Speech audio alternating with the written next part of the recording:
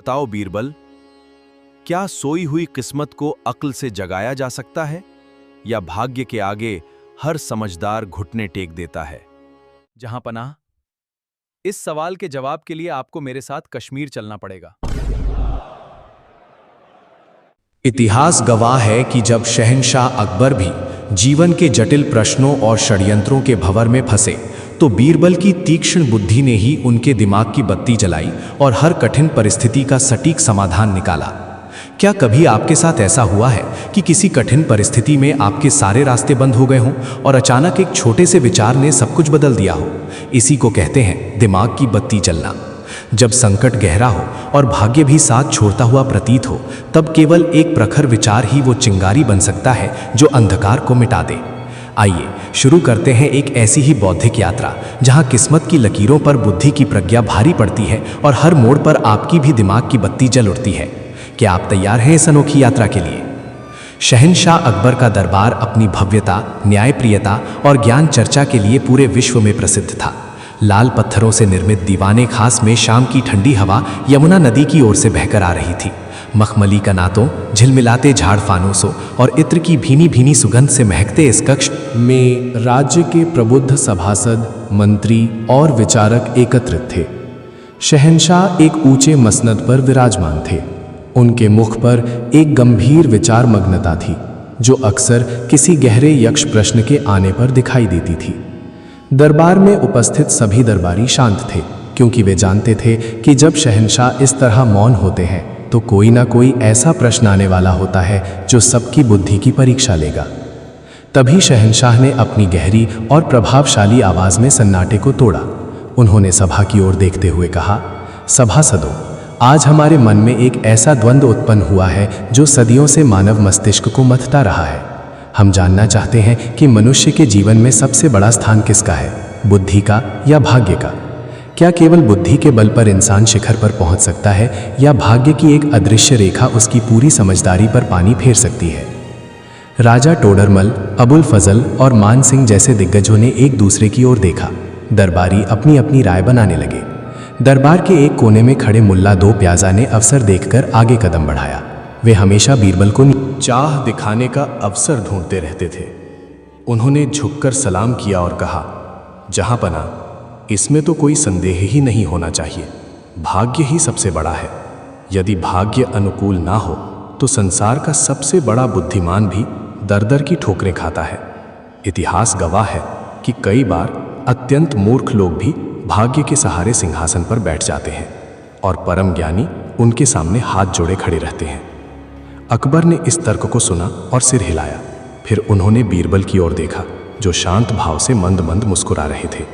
बीरबल की यही मुस्कान अक्सर दरबारियों के भीतर ईर्ष्या की अग्नि प्रज्वलित कर देती थी। बीरबल, अकबर ने पुकारा, तुम इस विषय पर चुप क्यों हो? क्या तुम्हारे पास मुल्ला जी के इस तर्क का कोई उत्तर नहीं है?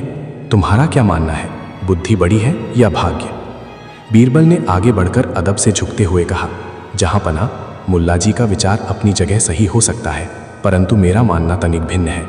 बुद्धि और भाग्य दोनों ही मनुष्य के जीवन रूपी रथ के दो पहिए हैं, किंतु यदि तुलनात्मक दृष्टि से देखा जाए तो बुद्धि भाग्य से अधिक श्रेष्ठ और स्थायी है।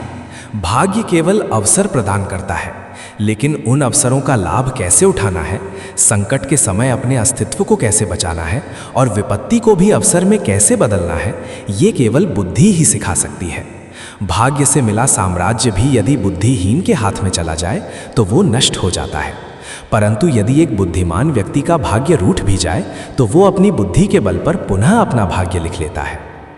शहंशाह अकबर को बीरबल का ये तर्क पसंद तो आया, लेकिन वे पूरी तरह संतुष्ट नहीं हुए। वे स्वभाव से खोजी थे और हर बात को प्रमाण की कसौटी पर कसना पसंद करते थे। उन्होंने कहा, बीरबल, तुम्हारी बातें सुनने में अत्यंत प्रिय और तर्कसंगत लगती हैं, किंतु हम केवल शब्दों के जाल से संतुष्ट होने वाले नहीं हैं। हमें इस बात का व्यावहारिक प्रमाण चाहिए। क्या तुम ये सिद्ध कर सकते हो कि बुद्धि हर परिस्थिति में भाग्य पर भारी पड़ती है? बीरबल ने विनम्रतापूर्वक उत्तर दिया, जहां पना, सत्य को प्रमाणित करने के लिए शब्दों की नहीं बल्कि प्रत्यक्ष अनुभव की आवश्यकता होती है। यदि आप सचमुच इस रहस्य की गहराई को समझना चाहते हैं तो आपको मेरे साथ एक लंबी यात्रा पर चलना होगा। महलों की इस सुख सुविधा और सुरक्षा से दूर, जहां ना तो आपका राजकीय वैभव आपके काम आएगा और ना ही मेरा ये मंत्री पद, हमें साधारण भेष में एक आम इंसान की तरह सत्य की खोज में निकलना होगा। अकबर के भीतर का खोजी सम्राट जाग उठा। उन्हें रोमांच और अज्ञात रास्तों पर जाना हमेशा से प्रिय था। उन्होंने तुरंत बीरबल के इस प्रस्ताव को स्वीकार कर लिया। उन्होंने तय किया कि वे दोनों कश्मीर की यात्रा पर निकलेंगे। कश्मीर, जो अपनी अलौकिक सुंदरता के साथ साथ अत्यंत दुर्गम पहाड़ी रास्तों, घने जंगलों और अप्रत्याशित संकटों के लिए भी जाना जाता था।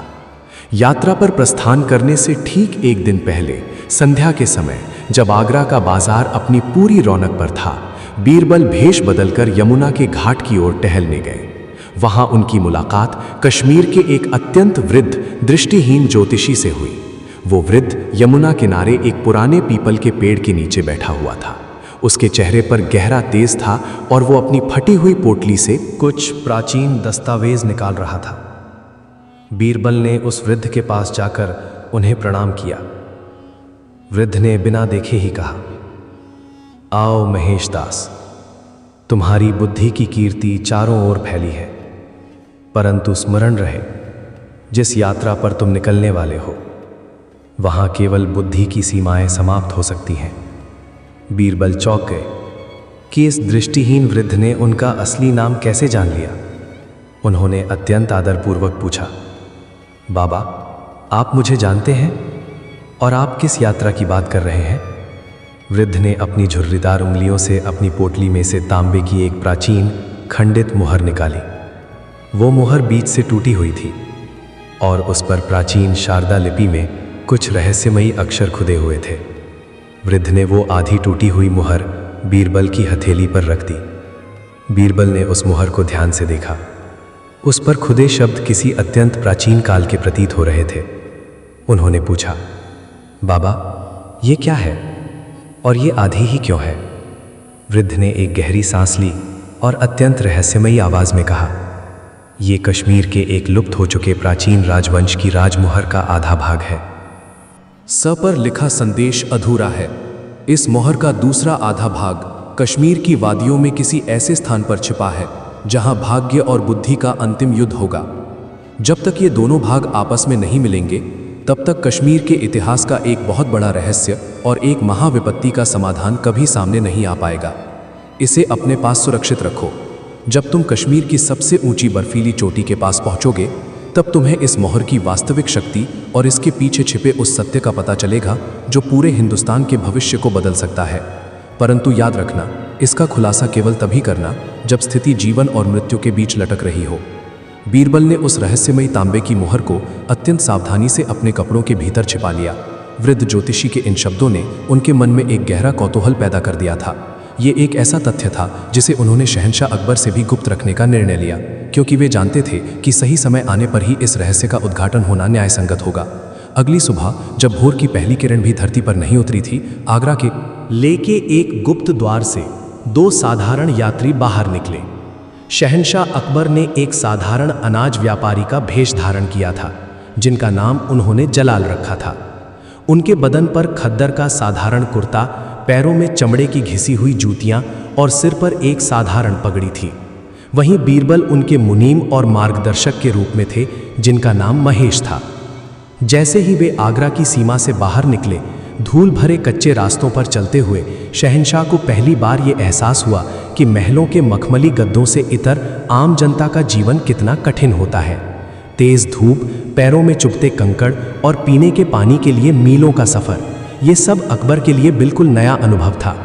महेश, अकबर ने हाँफते हुए कहा, अभी तो हम आगरा से कुछ ही कोस दूर आए हैं और मेरे पैर अभी से थकने लगे हैं। क्या सचमुच हमें इतनी दूर पैदल ही चलना होगा? बीरबल ने मुस्कुराते हुए कहा, मालिक, यदि हमें भाग्य और बुद्धि की असली परीक्षा लेनी है तो हमें उसी धरातल पर रहना होगा जहां आम इंसान रहता है। राजा के रूप में तो आपका भाग्य हमेशा आपके साथ चलता है, क्योंकि आपके पास सत्ता की शक्ति है, परंतु इस साधारण भेष में केवल आपकी बुद्धि और आपका संयम ही आपकी रक्षा करेगा। जैसे जैसे दिन बीतते गए, वे उत्तर की ओर बढ़ते गए। रास्ते में पड़ने वाले गांवों, सराय और छोटे कस्बों में रुकते हुए वे लोगों के जीवन को बहुत करीब से देख रहे थे। अकबर को ये देखकर आश्चर्य हो रहा था कि कैसे लोग छोटी छोटी चीज़ों के लिए संघर्ष करते हैं, फिर भी उनके चेहरों पर एक संतोष रहता है। यात्रा के 10वें दिन वे पंजाब के मैदानी इलाकों को पार कर शिवालिक की पहाड़ियों की तलहटी में पहुंचे। यहाँ से रास्ता दुर्गम होना शुरू हो गया था। पहाड़ के घुमावदार रास्ते, चारों ओर गहरे जंगल और जंगली जानवरों का भय निरंतर बना रहता था। मौसम भी तेजी से बदल रहा था। मैदानी इलाकों की भीषण गर्मी के स्थान पर अब पहाड़ों की ठंडी और तेज हवाएं चलने लगी थी। एक शाम जब वे एक घने जंगल के बीच से गुजर रहे थे, अचानक आकाश में काले बादलों का जमावड़ा होने लगा। पहाड़ी मौसम का कोई भरोसा नहीं होता। देखते ही देखते तेज आंधी चलने लगी और मूसलाधार बारिश शुरू हो गई। चारों ओर इतना अंधेरा छा गया कि हाथ को हाथ सुझाई नहीं दे रहा था। रास्ते मिट्टी के धंसने और पानी के बहाव के कारण बह चुके थे। जलाल भाई, बीरबल ने शोर मचाते हुए कहा, ताकि उनकी आवाज तूफान के शोर को पार कर सके। हमें तुरंत किसी सुरक्षित स्थान पर शरण लेनी होगी। इस तूफान में आगे बढ़ना आत्महत्या के समान होगा। अकबर, जो इस तरह के प्राकृतिक प्रकोपों के आदी नहीं थे, ठंड से कांप रहे थे। उन्होंने कहा, लेकिन महेश, यहाँ दूर दूर तक कोई सराय या बस्ती दिखाई नहीं दे रही है। हम कहाँ जाएं? तभी बीरबल की पैनी नजरों ने थोड़ी दूरी पर पहाड़ी चट्टान के पीछे एक धुंधली सी रोशनी जलती देखी। उन्होंने अकबर का हाथ पकड़ा और उस रोशनी की दिशा में बढ़ने लगे। पत्थरों पर फिसलते और कांटों से बचते हुए वे आखिरकार उस स्थान पर पहुंचे। वो एक पुरानी जर्जर पहाड़ी सराय थी जो यात्रियों के ठहरने के लिए बनाई गई थी। सराय के भीतर प्रवेश करते ही उन्हें थोड़ी राहत महसूस हुई। वहां एक जलता हुआ अलाव था जिसके चारों ओर कुछ अन्य मुसाफिर भी बैठे हुए थे। सराय का मालिक, जो एक झुर्रीदार चेहरे वाला बूढ़ा पहाड़ी व्यक्ति था, आग में सूखी लकड़ियां डाल रहा था। जैसे ही अकबर और बीरबल आग के पास जाकर बैठे, वहां उपस्थित अन्य यात्रियों ने उन्हें कौतूहल से देखा। उन यात्रियों में कुछ स्थानीय व्यापारी थे और कुछ सैनिक भेष में दिखने वाले संदिग्ध लोग थे। अकबर ने राहत की सांस लेते हुए अपने हाथ आग के ऊपर फैलाए। तभी सराय के कोने में बैठे एक भारी भरकम व्यक्ति ने, जिसकी आंखें बहुत चालाक और क्रूर लग रही थीं, अकबर की ओर गौर से देखना शुरू किया। उस व्यक्ति का नाम शेर खान था, जो उस इलाके का एक कुख्यात ठग और लुटेरा था। वो भेष बदलकर सराय में रुकने वाले अमीर यात्रियों की टोह लेता था। यद्यपि अकबर ने अत्यंत साधारण वस्त्र पहने थे, परंतु उनके बैठने का ढंग, उनकी राजसी मुद्रा और उनकी उंगलियों पर मौजूद उन कीमती अंगूठियों के निशान, जो उन्होंने यात्रा पर आने से पहले उतार दी थीं, लेकिन उनके निशान त्वचा पर रह गए थे, शेर खान की पैनी नज़रों से छिप नहीं सके। शेर खान ने अपने साथियों को एक गुप्त इशारा किया। उसने भांप लिया था कि ये दोनों साधारण यात्री नहीं हैं, बल्कि कोई बहुत अमीर लोग हैं जो किसी कारणवश भेष बदलकर यात्रा कर रहे हैं। उसके मन में लालच की चिंगारी भड़क उठी। रात ढलने लगी। सराय के अन्य मुसाफिर धीरे धीरे अपनी अपनी चटाइयों पर सोने चले गए। अकबर भी अत्यधिक थकान के कारण गहरी नींद में सो गए, परंतु बीरबल की सतर्क आंखें खुली थीं। वे जानते थे कि अज्ञात रास्तों पर असावधानी ही सबसे बड़ी शत्रु होती है। उन्होंने ध्यान दिया कि शेर खान और उसके साथी आपस में कुछ खुसफुसा रहे थे और उनकी नजरें बार बार अकबर की ओर उठ रही थीं। बीरबल ने अपनी बुद्धि का उपयोग करते हुए तुरंत एक योजना बनाई। उन्होंने अपनी पोटली से कुछ साधारण जड़ी बूटियां निकाली जो वे अपने साथ हमेशा रखते थे। उन्होंने सराय के मालिक से पीने के पानी का अनुरोध किया। जब सराय का मालिक पानी लेकर आया तो बीरबल ने चुपके से वो जड़ी बूटी पानी के बर्तन में मिला दी, जिससे पानी पीने वाले को गहरी नींद आ जाती थी। परंतु इससे पहले कि बीरबल उस पानी को शेर खान और उसके साथियों तक पहुंचा पाते, सराय के बाहर घोड़ों के टापों की तेज आवाज सुनाई दी। पूरा माहौल अचानक तनावपूर्ण हो गया। सराय का दरवाजा झटके से खुला और हवा के एक ठंडे झोंके के साथ ये हथियारबंद सैनिक भीतर दाखिल हुए। उनके बदन पर उस क्षेत्र के स्थानीय सूबेदार के सैनिकों की वर्दी थी। उनका सेनापति, जो एक अत्यंत कड़क मिजाज का अधिकारी लग रहा था, अपनी तलवार पर हाथ रखे भीतर आया। उसकी आंखें गुस्से से लाल थीं और वो किसी अपराधी की तलाश में लग रहा था। कोई अपनी जगह से हिलेगा नहीं, सेनापति ने कड़कती आवाज में आदेश दिया। हमें सूचना मिली है कि दिल्ली सल्तनत के कुछ विद्रोही जासूस इस इलाके में भेष बदलकर घूम रहे हैं। जो कोई भी संदिग्ध पाया जाएगा उसे तुरंत बंदी बना लिया जाएगा और सुबह होते ही सूबेदार के सामने पेश किया जाएगा। सैनिकों ने सराय में मौजूद हर एक व्यक्ति की तलाशी लेना शुरू कर दिया। शेर खान और उसके साथी घबरा गए क्योंकि उनके पास कई चोरी के सामान और हथियार थे, लेकिन उनकी घबराहट से अधिक संकट अकबर और बीरबल पर मंडरा रहा था। यदि सैनिकों ने अकबर की पहचान कर ली या उन्हें कोई ऐसी चीज़ मिल गई जिससे उनके मुगल शहंशाह होने का संदेह पैदा हो, तो पूरी योजना खटाई में पड़ सकती थी और उनकी सुरक्षा को गंभीर खतरा पैदा हो सकता था। जैसे ही एक सैनिक अकबर और बीरबल की ओर बढ़ने लगा, बीरबल ने महसूस किया कि स्थिति अत्यंत नाजुक हो चुकी है।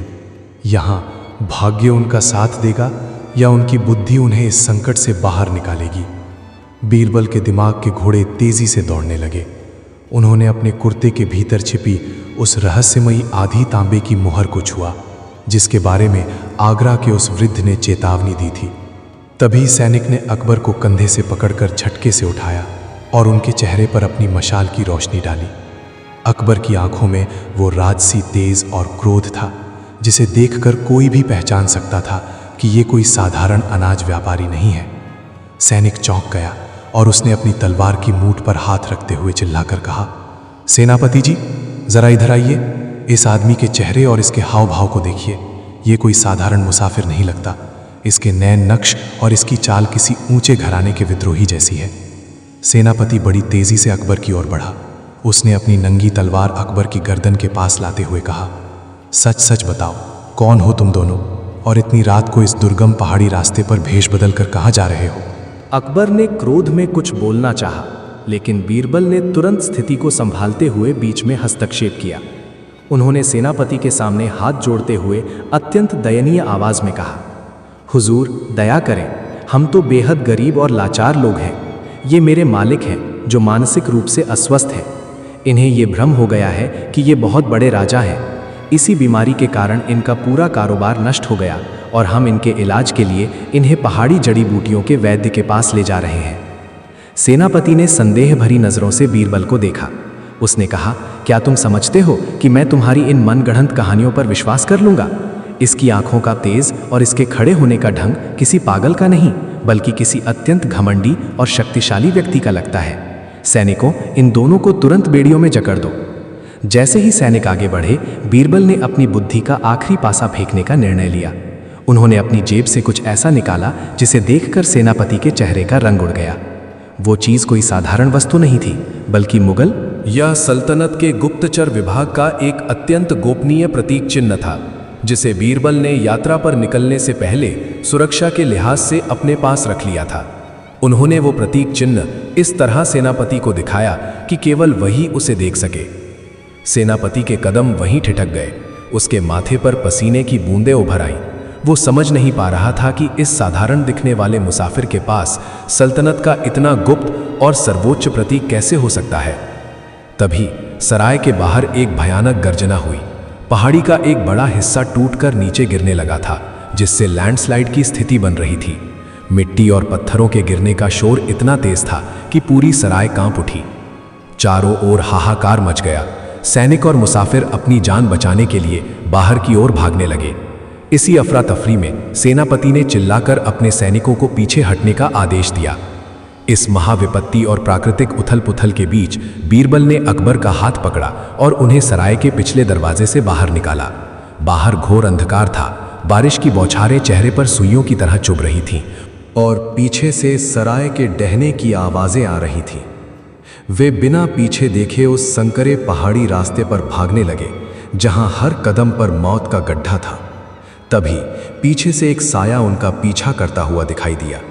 वो साया कोई सैनिक नहीं था, बल्कि वो खतरनाक लुटेरा शेर खान था, जो इस तबाही के बीच भी उनके पीछे लगा हुआ था, क्योंकि वो जान चुका था कि इन दोनों के पास कोई बहुत बड़ा खजाना या रहस्य है। जैसे ही अकबर और बीरबल एक संकरी गुफा के मुहाने पर पहुंचे, शेर खान ने अपनी चमचमाती कटार निकालकर उनके सामने आकर रास्ता रोक लिया। हवा का रुख अचानक बेहद ठंडा और डरावना हो गया। शेर खान के चेहरे पर एक कुटिल मुस्कान थी। उसने कटार अकबर की छाती की ओर तानते हुए कहा, अब तुम दोनों कहाँ भागोगे?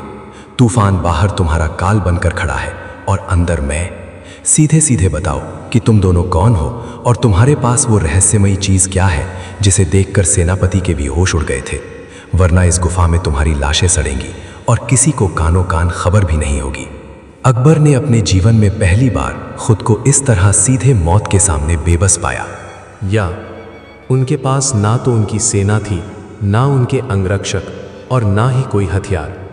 यहाँ केवल उनकी बुद्धि और भाग्य ही उनका एकमात्र सहारा थे। बीरबल ने ठंडी हवा के बीच गहरी सांस ली। उनकी उंगलियां अभी भी उनके कुर्ते के भीतर छिपी उस रहस्यमयी आधी तांबे की मुहर को छू रही थीं। वे जानते थे कि खेल अभी शुरू ही हुआ है और कश्मीर की बर्फीली चोटियां अभी बहुत दूर हैं, जहां भाग्य और बुद्धि का असली फैसला होना बाकी है। तभी गुफा के भीतर से एक अजीब सी गुर्राहट गूंजी, जिसने शेर खान के भी रोंगटे खड़े कर दिए। वो गुर्राहट किसी इंसान की नहीं, बल्कि पहाड़ों के सबसे खतरनाक शिकारी, एक विशालकाय बर्फीले तेंदुए की थी, जिसकी जलती हुई आंखें अंधकार में उनकी ओर बढ़ रही थीं। अब उनके सामने दोहरी मौत खड़ी थी। एक तरफ कटार लिए खड़ा खूंखार डाकू शेर खान और दूसरी तरफ भूखा बर्फीला तेंदुआ। अकबर ने घबराकर बीरबल की ओर देखा। क्या बीरबल की बुद्धि उन्हें इस दोहरे काल के मुंह से बचा पाएगी, या यहाँ उनके भाग्य का खेल हमेशा के लिए समाप्त हो जाएगा? क्या बीरबल अपनी सूझबूझ से इस दोहरे संकट से शहंशाह की जान बचा पाएंगे? क्या ये बर्फीला तेंदुआ उनका काल बनेगा या डाकू शेर खान का वार सफल होगा? कश्मीर की ये यात्रा शुरू होते ही मौत के मुहाने पर कैसे पहुंच गई? इन सभी प्रश्नों के उत्तर और भाग्य तथा बुद्धि की इस जंग का अगला रोमांचक मोड़ जानने के लिए जुड़े रहिए हमारे साथ अगले भाग में। अगर आपको ये पहला भाग पसंद आया हो तो कृपया इसे लाइक करें, अपने मित्रों के साथ शेयर करें और हमारे चैनल दिमाग की बत्ती को सब्सक्राइब करना ना भूलें, ताकि अगला नया वीडियो आते ही आपको तुरंत सूचना मिल सके। आपके विचार हमारे लिए बहुमूल्य हैं, इसलिए कमेंट बॉक्स में अपनी राय अवश्य साझा करें। दोस्तों, गुफा के भीतर का सन्नाटा उस भयानक गुर्राहट से कांप उठा था। अंधकार में डूबी उस कंदरा में केवल दो जलती हुई पीली आंखें दिखाई दे रही थीं, जो किसी यमदूत की भांति उनकी ओर बढ़ रही थीं। पहाड़ी तेंदुआ अपनी पूरी भव्यता और क्रूरता के साथ खड़ा था। उसके शरीर के भारी भरकम पंजे जब गुफा की नम मिट्टी पर पड़ते तो एक हल्की सी सरसराहट पैदा होती, जो इस समय दिल की धड़कनें रोक देने के लिए पर्याप्त थी। एक और मौत के रूप में वो खूंखार जानवर था, तो दूसरी ओर अपनी तीखी कटार चमकाता हुआ डाकू शेर खान। शेर खान के माथे पर भी पसीने की बूंदें उभर आई थीं, परंतु उसका लालच और क्रूरता उसके भय पर भारी पड़ रहे थे। वो जानता था कि यदि उसने इस समय अपनी पकड़ ढीली की तो वो खाली हाथ रह जाएगा। महेश, अकबर ने अत्यंत धीमी आवाज में फुसफुसाते हुए कहा। उनके स्वर में पहली बार एक ऐसी घबराहट थी जो उन्होंने अपनी सल्तनत के बड़े से बड़े युद्धों में भी महसूस नहीं की थी। अब हमारी बुद्धि कहाँ है? इस जानवर के सामने हमारा भाग्य ही हमें बचा सकता है, या फिर ये डाकू? कुछ करो, अन्यथा आज मुगलिया सल्तनत का इतिहास इसी गुमनाम गुफा में समाप्त हो जाएगा। बीरबल ने अपनी आंखें बंद की और एक क्षण के लिए अपने मस्तिष्क को पूरी तरह शांत किया। वे जानते थे कि भय बुद्धि का सबसे बड़ा शत्रु होता है। उन्होंने गौर से स्थिति का विश्लेषण किया। हवा का रुख गुफा के मुहाने से भीतर की ओर बह रहा था। इसका अर्थ था कि बाहर की ठंडी हवा अंदर आ रही थी और गुफा के भीतर की गंध बाहर नहीं जा पा रही थी। तभी बीरबल की पैनी दृष्टि शेर खान की कमर पर बढ़ी उस मखमली थैली पर पड़ी जिसे उसने सराय के एक धनी व्यापारी से लूटा था। उस थैली से एक अजीब सी गंध आ रही थी। वो ताजे भुने हुए मांस की गंध थी जिसे उस व्यापारी ने अपने सफर के लिए रखा था। तेंदुआ अपनी नाक हवा में सिकोड़ते हुए लगातार उसी दिशा में सूंघ रहा था। वो भूखा था और उसे सबसे आसान और स्वादिष्ट शिकार की तलाश थी। बीरबल ने अत्यंत शांत और गंभीर स्वर में शेर खान से कहा, शेर खान, अपनी कटार को नीचे करो। वो जानवर हमारे लिए नहीं आया है। वो उस मांस की गंध का पीछा कर रहा है जो तुम्हारी कमर पर बंधी थैली में है। पहाड़ों के जानवर इंसानों से ज्यादा अपनी नाक पर भरोसा करते हैं। यदि तुम अपनी जान बचाना चाहते हो तो उस थैली को तुरंत उस जंगली बिल्ली की ओर फेंक दो और चुपचाप पीछे हट जाओ। शेर खान ने अविश्वास से बीरबल की ओर देखा। उसे लगा कि ये उसे निहत्था करने या भ्रमित करने की कोई चाल है। उसने चिल्लाकर कहा, मूर्ख मुनीम, तुम मुझे बेवकूफ बनाने की कोशिश कर रहे हो। मैं इस कटार से पहले तुम्हारा सीना चीरूंगा और फिर। परंतु शेर खान अपनी बात पूरी भी नहीं कर पाया था कि तेंदुए ने एक भयानक दहाड़ मारी। वो दहाड़ गुफा की दीवारों से टकराकर इतनी तेज गूंजी कि शेर खान के हाथ से कटार छूटते छूटते बची। तेंदुए की नजरें पूरी तरह से शेर खान की कमर पर टिक चुकी थीं। उसके पिछले पैर मिट्टी को कुरेदने लगे थे, जो इस बात का संकेत था कि वो किसी भी क्षण छलांग लगाने वाला था। अब शेर खान को भी एहसास हो गया कि बीरबल की बात 100% सच थी। उसकी घबराहट अब चरम पर पहुंच चुकी थी। उसने कांपते हाथों से अपनी कमर पर बंधी मांस की थैली को खोला और पूरी ताकत से उसे गुफा के दूसरे कोने में फेंक दिया। जैसे ही थैली हवा में उड़ी, तेंदुए का ध्यान भटक गया। वो बिजली की गति से उस थैली की ओर झपटा। बीरबल ने इसी क्षण की प्रतीक्षा की थी। उन्होंने तुरंत अकबर का हाथ पकड़ा और अत्यंत सतर्कता व गति के साथ गुफा की दीवार से चिपकते हुए बाहर की ओर दौड़ लगा दी। शेर खान भी अपनी जान बचाने के लिए उनके पीछे भागा, परंतु जैसे ही वो गुफा के मुहाने पर पहुंचा, बीरबल ने अपनी बुद्धि का एक और परिचय दिया। उन्होंने गुफा के द्वार पर रखी एक बड़ी और भारी पहाड़ी लकड़ी की शहतीर को, जो पहले से ही सट चुकी थी और केवल एक सहारे पर टिकी थी, अपनी पूरी ताकत से धक्का दे दिया। वो भारी शहतीर और उसके साथ कई बड़े पत्थर भर भराकर गुफा के मुहाने पर गिर पड़े, जिससे बाहर निकलने का रास्ता लगभग बंद हो गया। शेर खान भीतर ही फंस गया, जबकि अकबर और बीरबल सुरक्षित रूप से बाहर की ठंडी और तूफानी रात में आ गए। बाहर बारिश अब थमी तो नहीं थी, परंतु उसकी गति कुछ कम हो गई थी। आसमान में बादलों के बीच से कभी कभी चांद की पीली रोशनी छनकर आ रही थी, जिससे पहाड़ी रास्तों का धुंधला खाका दिखाई दे रहा था। वे दोनों हांफते हुए एक सुरक्षित पेड़ के नीचे रुके। अकबर ने लंबी और गहरी सांस लेते हुए बीरबल की ओर देखा। उनके चेहरे पर विस्मय और आदर के मिश्रित भाव थे। उन्होंने कहा, बीरबल, आज तुमने जो किया वो अकल्पनीय था। यदि उस क्षण तुमने उस जानवर की गंध और शेर खान के लालच का सही आकलन न किया होता तो आज हमारा बचना असंभव था। परंतु फिर भी मेरे मन में एक प्रश्न है, क्या उस तेंदुए का ठीक उसी समय गुफा में आना जब शेर खान हमें मारने वाला था हमारे भाग्य का खेल नहीं था? यदि भाग्य हमें ना बचाता तो तुम बुद्धि भी धरी की धरी रह जाती। बीरबल ने अपनी भीगी हुई पगड़ी को ठीक करते हुए मुस्कुराकर उत्तर दिया, जहां पनाह, मैं आपकी इस बात से असहमत नहीं हूं। भाग्य ने हमें वो अवसर दिया। उसने तेंदुए को माध्यम बनाकर शेर खान का ध्यान भटकाया। परंतु सोचिए, यदि उस अवसर पर हम केवल भाग्य के भरोसे हाथ पर हाथ धरे बैठे रहते और ये सोचते कि ईश्वर हमें बचाएगा, तो क्या हम बच पाते? भाग्य केवल द्वार खोलता है, चलना तो बुद्धि के पैरों से ही पड़ता है। यदि बुद्धि न होती तो हम उस तेंदुए की गंध को ना समझ पाते और शायद वो हम तीनों को अपना ग्रास बना लेता। अकबर ने इस उत्तर पर गहराई से विचार किया।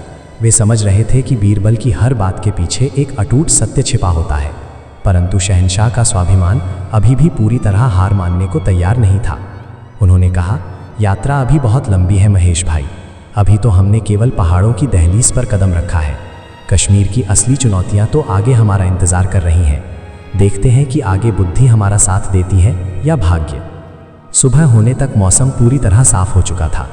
हाड़ों के पीछे से निकलता हुआ स्वर्णिम सूर्य अपनी किरणों से बर्फ से ढकी चोटियों को चमका रहा था। चारों ओर देवदार और चीड़ के घने जंगलों की हरी भरी चादर फैली हुई थी।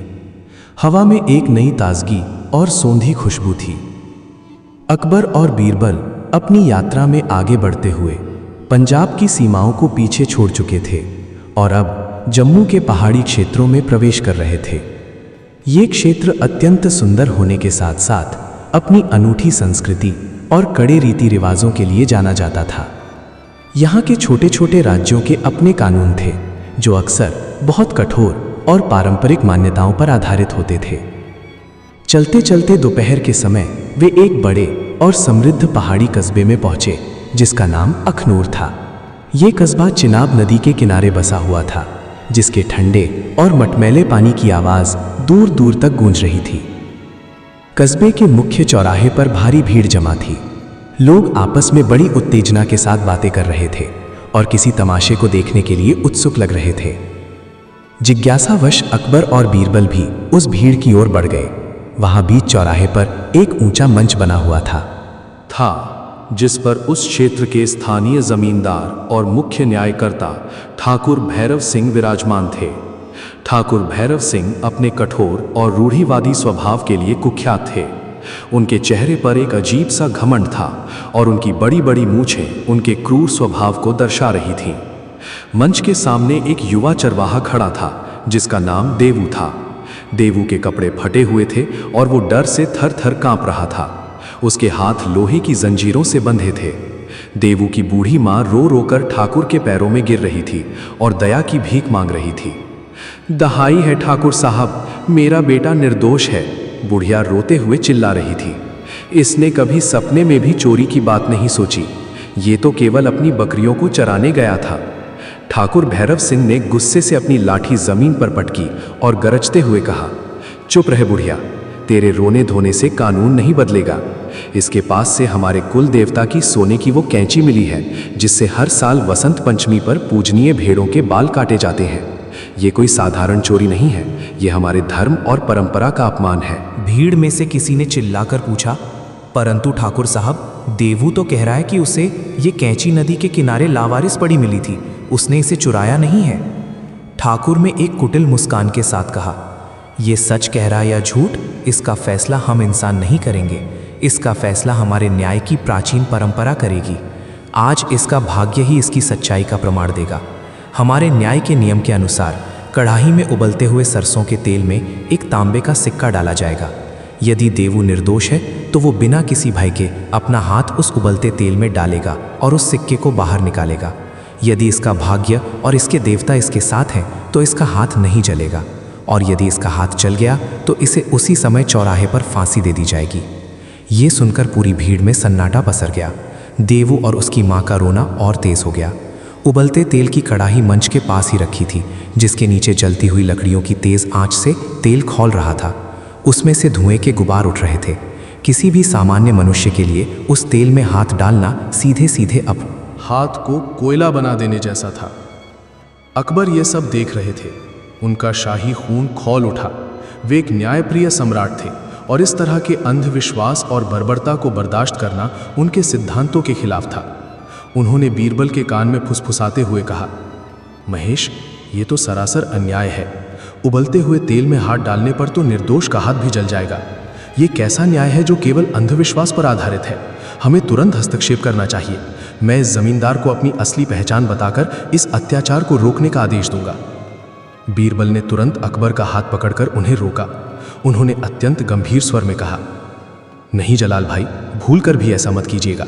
हमें समय अपनी सल्तनत से बहुत दूर है। यहाँ स्थानीय लोग अपने रीति रिवाजों के प्रति अत्यंत संवेदनशील और उग्र हैं। यदि आपने अपनी पहचान उजागर की तो वे इसे अपने आंतरिक मामलों में मुगल हस्तक्षेप मानेंगे और स्थिति और भी बिगड़ सकती है। इस समय हमें सत्ता के बल की नहीं बल्कि बुद्धि के बल की आवश्यकता है। मुझे कुछ समय दीजिए, मैं इस समस्या का समाधान अपनी बुद्धि से निकालता हूं। बीरबल ने अपने दिमाग में एक योजना बनाई। वे भीड़ को चीरते हुए आगे बढ़े और मंच के ठीक सामने जाकर खड़े हो गए। उन्होंने अपनी आवाज को थोड़ा भारी और आदरणीय बनाते हुए कहा, ठहरिए, न्याय के रखवाले ठाकुर साहब, आपका ये न्याय सचमुच महान है। देवताओं की मर्जी को जानने का इससे श्रेष्ठ मार्ग और कोई नहीं हो सकता। उनकी ये बात सुनकर ठाकुर भैरव सिंह चौंक गए। उन्होंने बीरबल को ऊपर से नीचे तक देखा। बीरबल के चेहरे पर एक गजब का तेज और विद्वत्ता थी जिसने ठाकुर को प्रभावित किया। ठाकुर ने पूछा, तुम कौन हो परदेसी, और हमारे न्याय के बीच में क्यों बोल रहे हो? बीरबल ने झुककर आदरपूर्वक प्रणाम किया और कहा, हुजूर, मैं काशी से आया एक तुच्छ पंडित हूं। मैं और मेरे साथी, उन्होंने अकबर की ओर इशारा किया, कश्मीर के पवित्र मंदिरों के दर्शन के लिए जा रहे हैं। मैंने अपने जीवन में कई तरह के न्याय देखे हैं, परंतु आपके इस दैवीय न्याय की चर्चा सुनकर मैं यहां रुकने पर विवश हो गया। आपका ये नियम कि भाग्य ही अपराधी और निर्दोष का फैसला करेगा, बिल्कुल सत्य है। अकबर ने जब बीरबल को उस क्रूर प्रथा की प्रशंसा करते सुना तो वे हैरान रह गए, परंतु वे जानते थे कि बीरबल की हर चाल के पीछे कोई गहरा रहस्य छिपा होता है, इसीलिए वे शांत रहे। ठाकुर भैरव सिंह बीरबल की प्रशंसा सुनकर बहुत प्रसन्न हुए। उन्होंने अपनी मूंछों पर ताव देते हुए कहा, हाँ पंडित जी, हमारे पूर्वजों ने ये नियम बनाया है, इसमें कोई संदेह नहीं हो सकता। जो निर्दोष होगा उसे हमारी कुलदेवी अवश्य बचाएंगी। बीरबल ने गंभीर चेहरा बनाते हुए कहा, बिल्कुल सही कहा आपने हुजूर, परंतु शास्त्र कहते हैं कि दैवीय न्याय की इस परीक्षा को शुरू करने से पहले कुछ अत्यंत महत्वपूर्ण नियमों का पालन करना अनिवार्य होता है, अन्यथा कुलदेवी रुष्ट हो सकती हैं और न्याय की जगह अनर्थ हो सकता है। ठाकुर के चेहरे पर चिंता की लकीरें उभर आईं। वे धार्मिक रूप से बहुत अंधविश्वासी थे। उन्होंने तुरंत पूछा, कैसा नियम पंडित जी, हमें विस्तार से बताओ। हम अपनी कुलदेवी को किसी भी परिस्थिति में रुष्ट नहीं करना चाहते। बीरबल ने मंच के करीब जाते हुए कहा, हुजूर, शास्त्रों के अनुसार जब भी भाग्य की परीक्षा के लिए किसी धातु को उबलते तेल में डाला जाता है तो उस तेल की पवित्रता की जांच करना आवश्यक है। ये तेल विशुद्ध होना चाहिए, जिसमें किसी भी प्रकार की अशुद्धि या मानवीय चालाकी न मिली हो। यदि तेल अपवित्र हुआ तो निर्दोष का हाथ भी जल सकता है और दोषी बच सकता है, जिससे कुल देवी का अपमान होगा। तो इसकी जांच कैसे होगी? ठाकुर ने उत्सुकता से पूछा।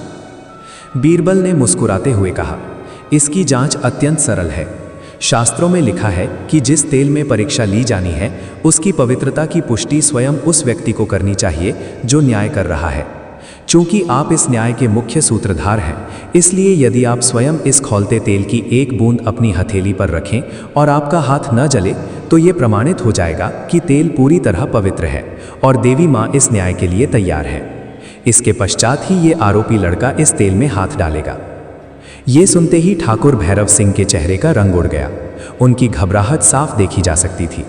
वे अच्छी तरह जानते थे कि तेल सचमुच खौल रहा था और उसकी एक बूंद भी उनकी हथेली की त्वचा को जला सकती थी।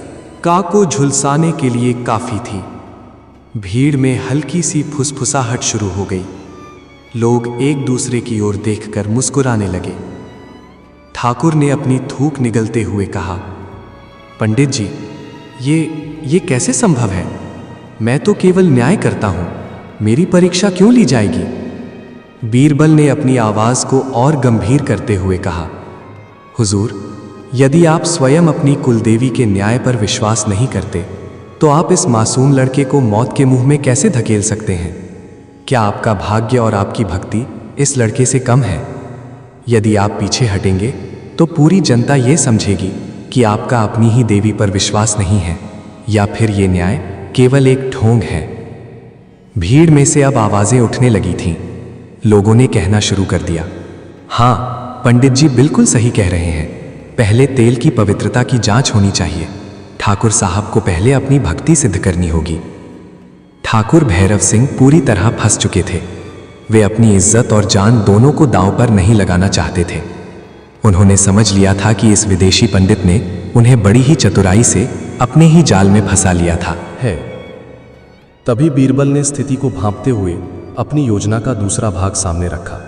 उन्होंने कहा, हुजूर, यदि आप इस शारीरिक परीक्षा से बचना चाहते हैं तो शास्त्रों में इसका एक और विकल्प भी दिया गया है। कुलदेवी का न्याय बुद्धि के माध्यम से भी हो सकता है। क्या इस चोरी के पीछे कोई ऐसा गवाह है जो बिना किसी शारीरिक हानि के सच को सामने ला सके? ठाकुर ने राहत की सांस लेते हुए तुरंत कहा, हाँ, क्यों नहीं। हमारे सेनापति और सुरक्षा कर्मियों ने इसे नदी के किनारे उस सोने की कैंची के साथ पकड़ा था, परंतु इसके अलावा हमारे पास कोई प्रत्यक्षदर्शी नहीं है। बीरबल ने कहा, हुजूर, यदि आप मुझे अनुमति दें तो मैं इस लड़के और आपके सुरक्षा कर्मियों से कुछ प्रश्न पूछना चाहूँगा। मुझे विश्वास है कि कुलदेवी मेरी बुद्धि के माध्यम से ही आज सच को सामने ले आएंगी।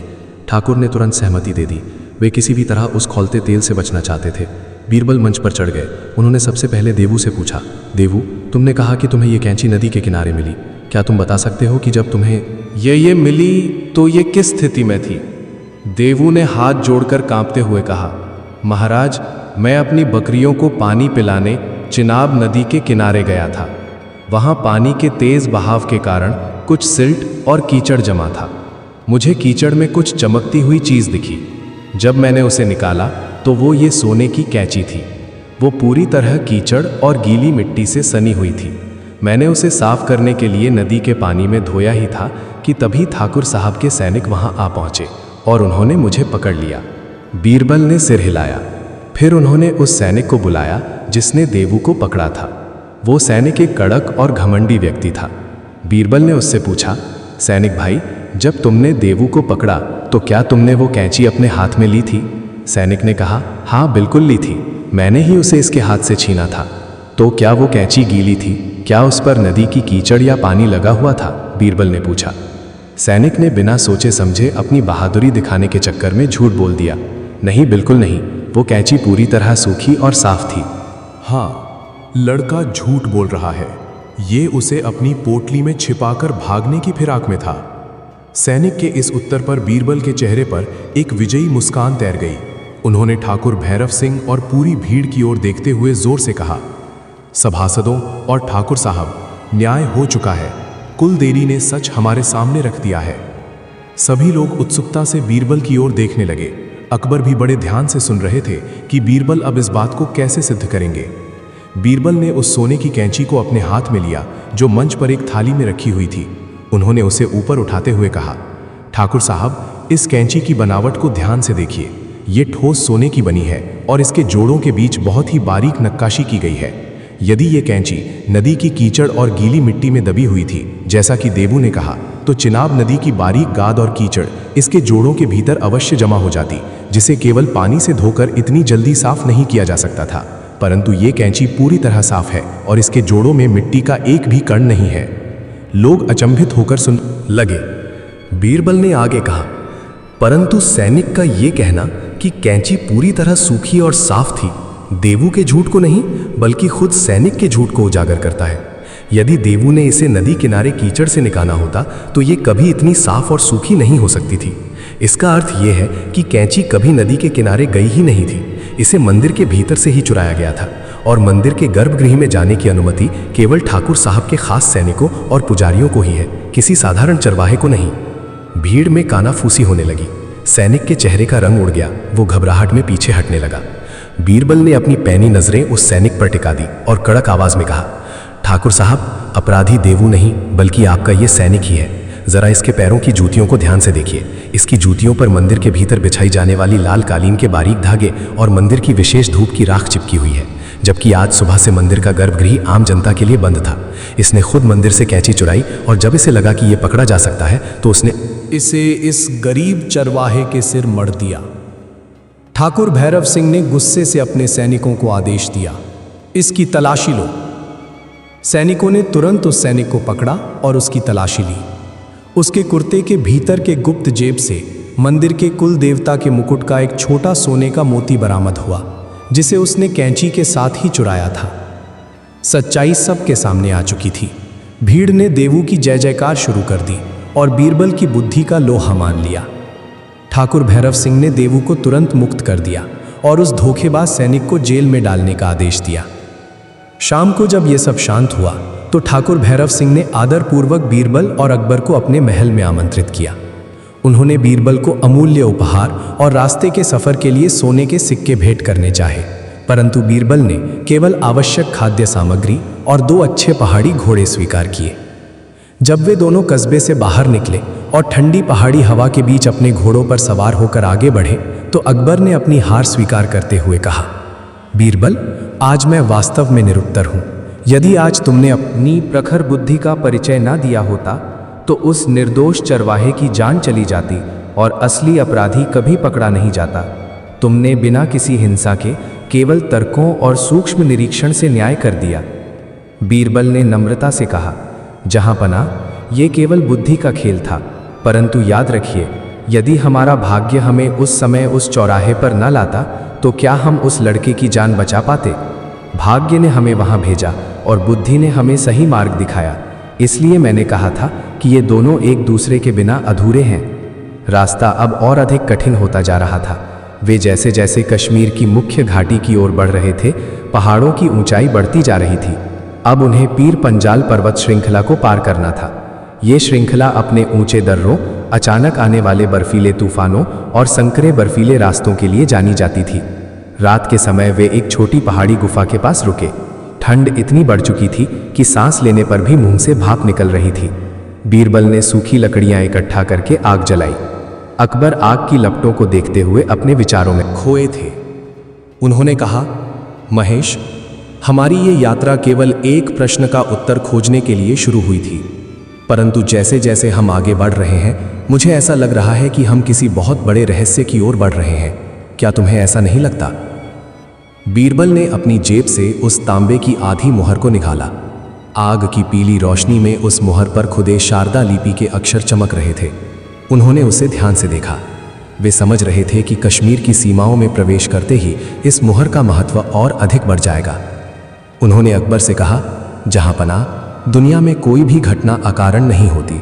हमारा इस यात्रा पर आना, उस अंधे ज्योतिषी का मुझे ये मुहर देना और हमारा हर संकट से बचते हुए यहाँ तक पहुँचना, ये सब किसी बड़ी योजना का हिस्सा प्रतीत होता है। भाग्य ने हमें इस मार्ग पर डाला है और हमारी बुद्धि हमें इसके अंतिम छोर तक ले जाएगी।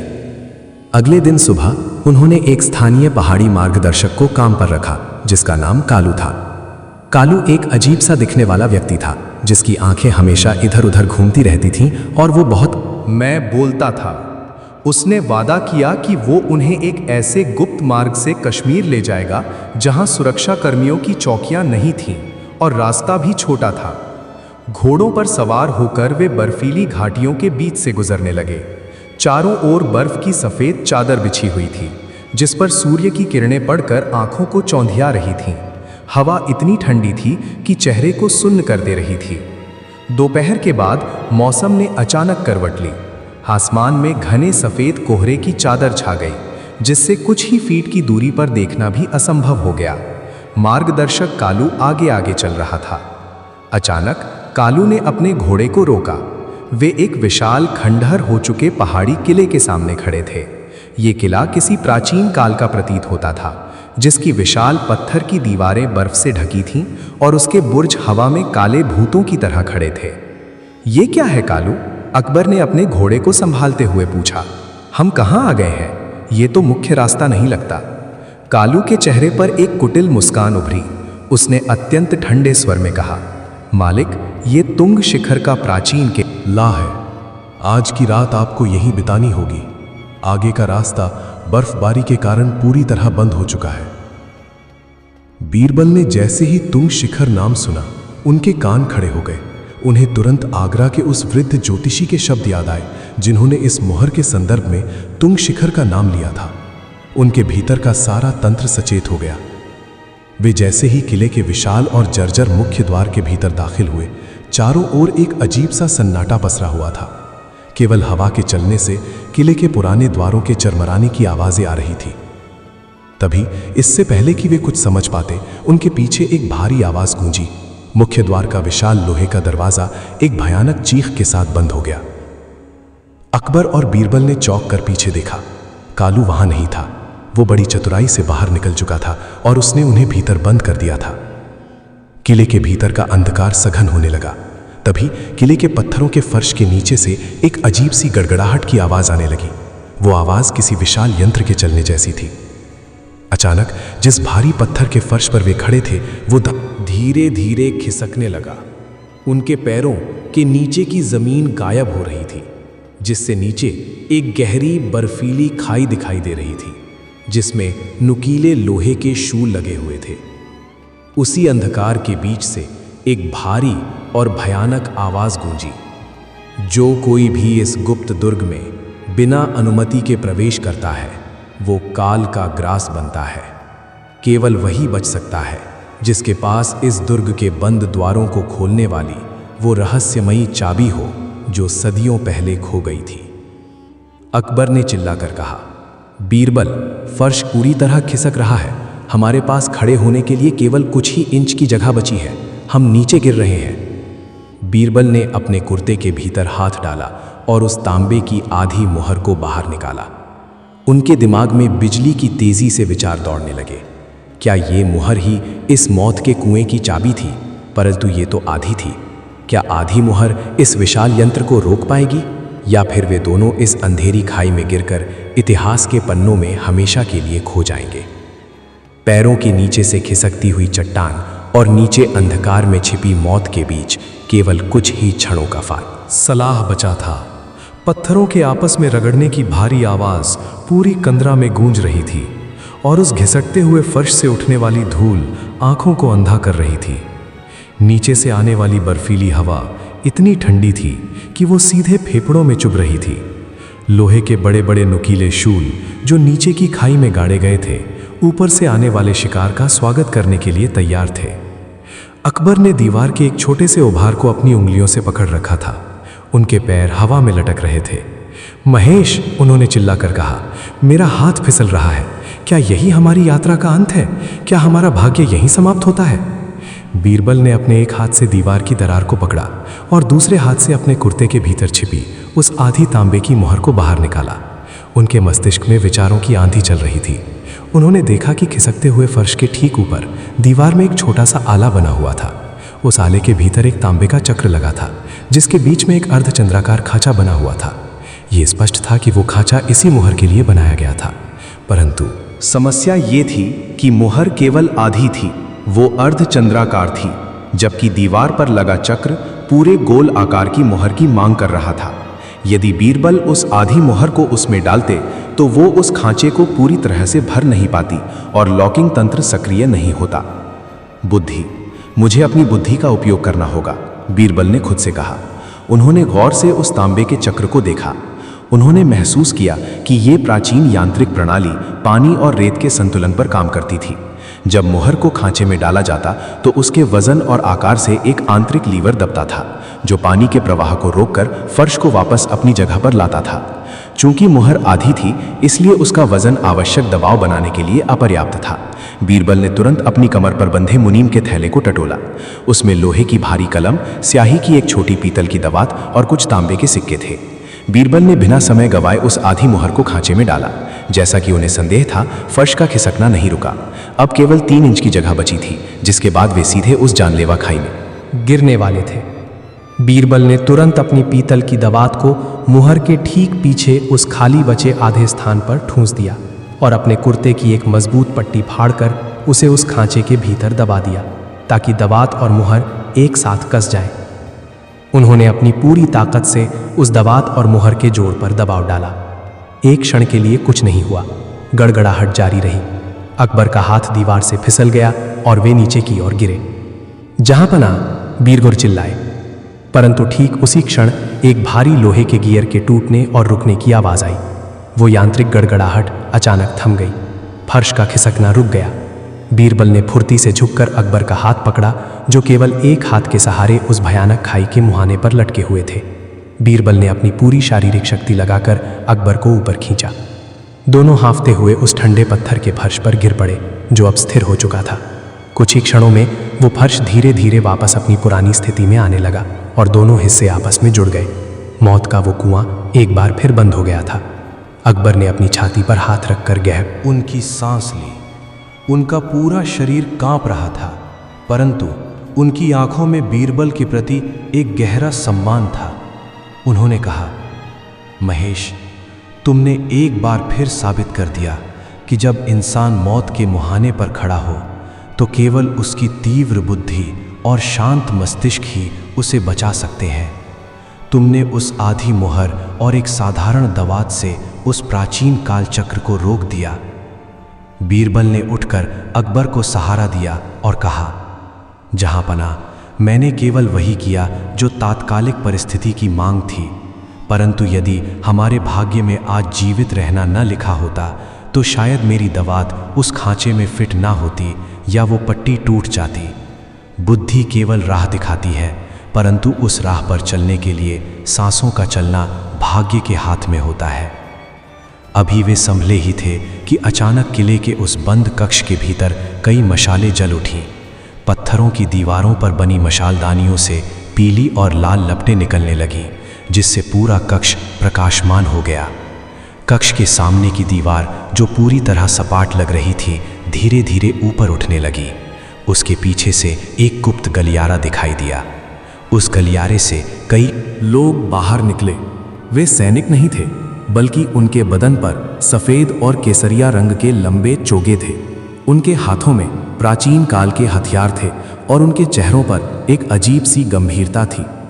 उनके बीच में एक अत्यंत वृद्ध व्यक्ति था, जिसके बाल और दाढ़ी बर्फ की तरह सफ़ेद थे। उसके हाथ में एक लंबी लकड़ी की लाठी थी, जिसके ऊपरी हिस्से पर शारदा लिपि में कुछ शब्द खुदे हुए थे।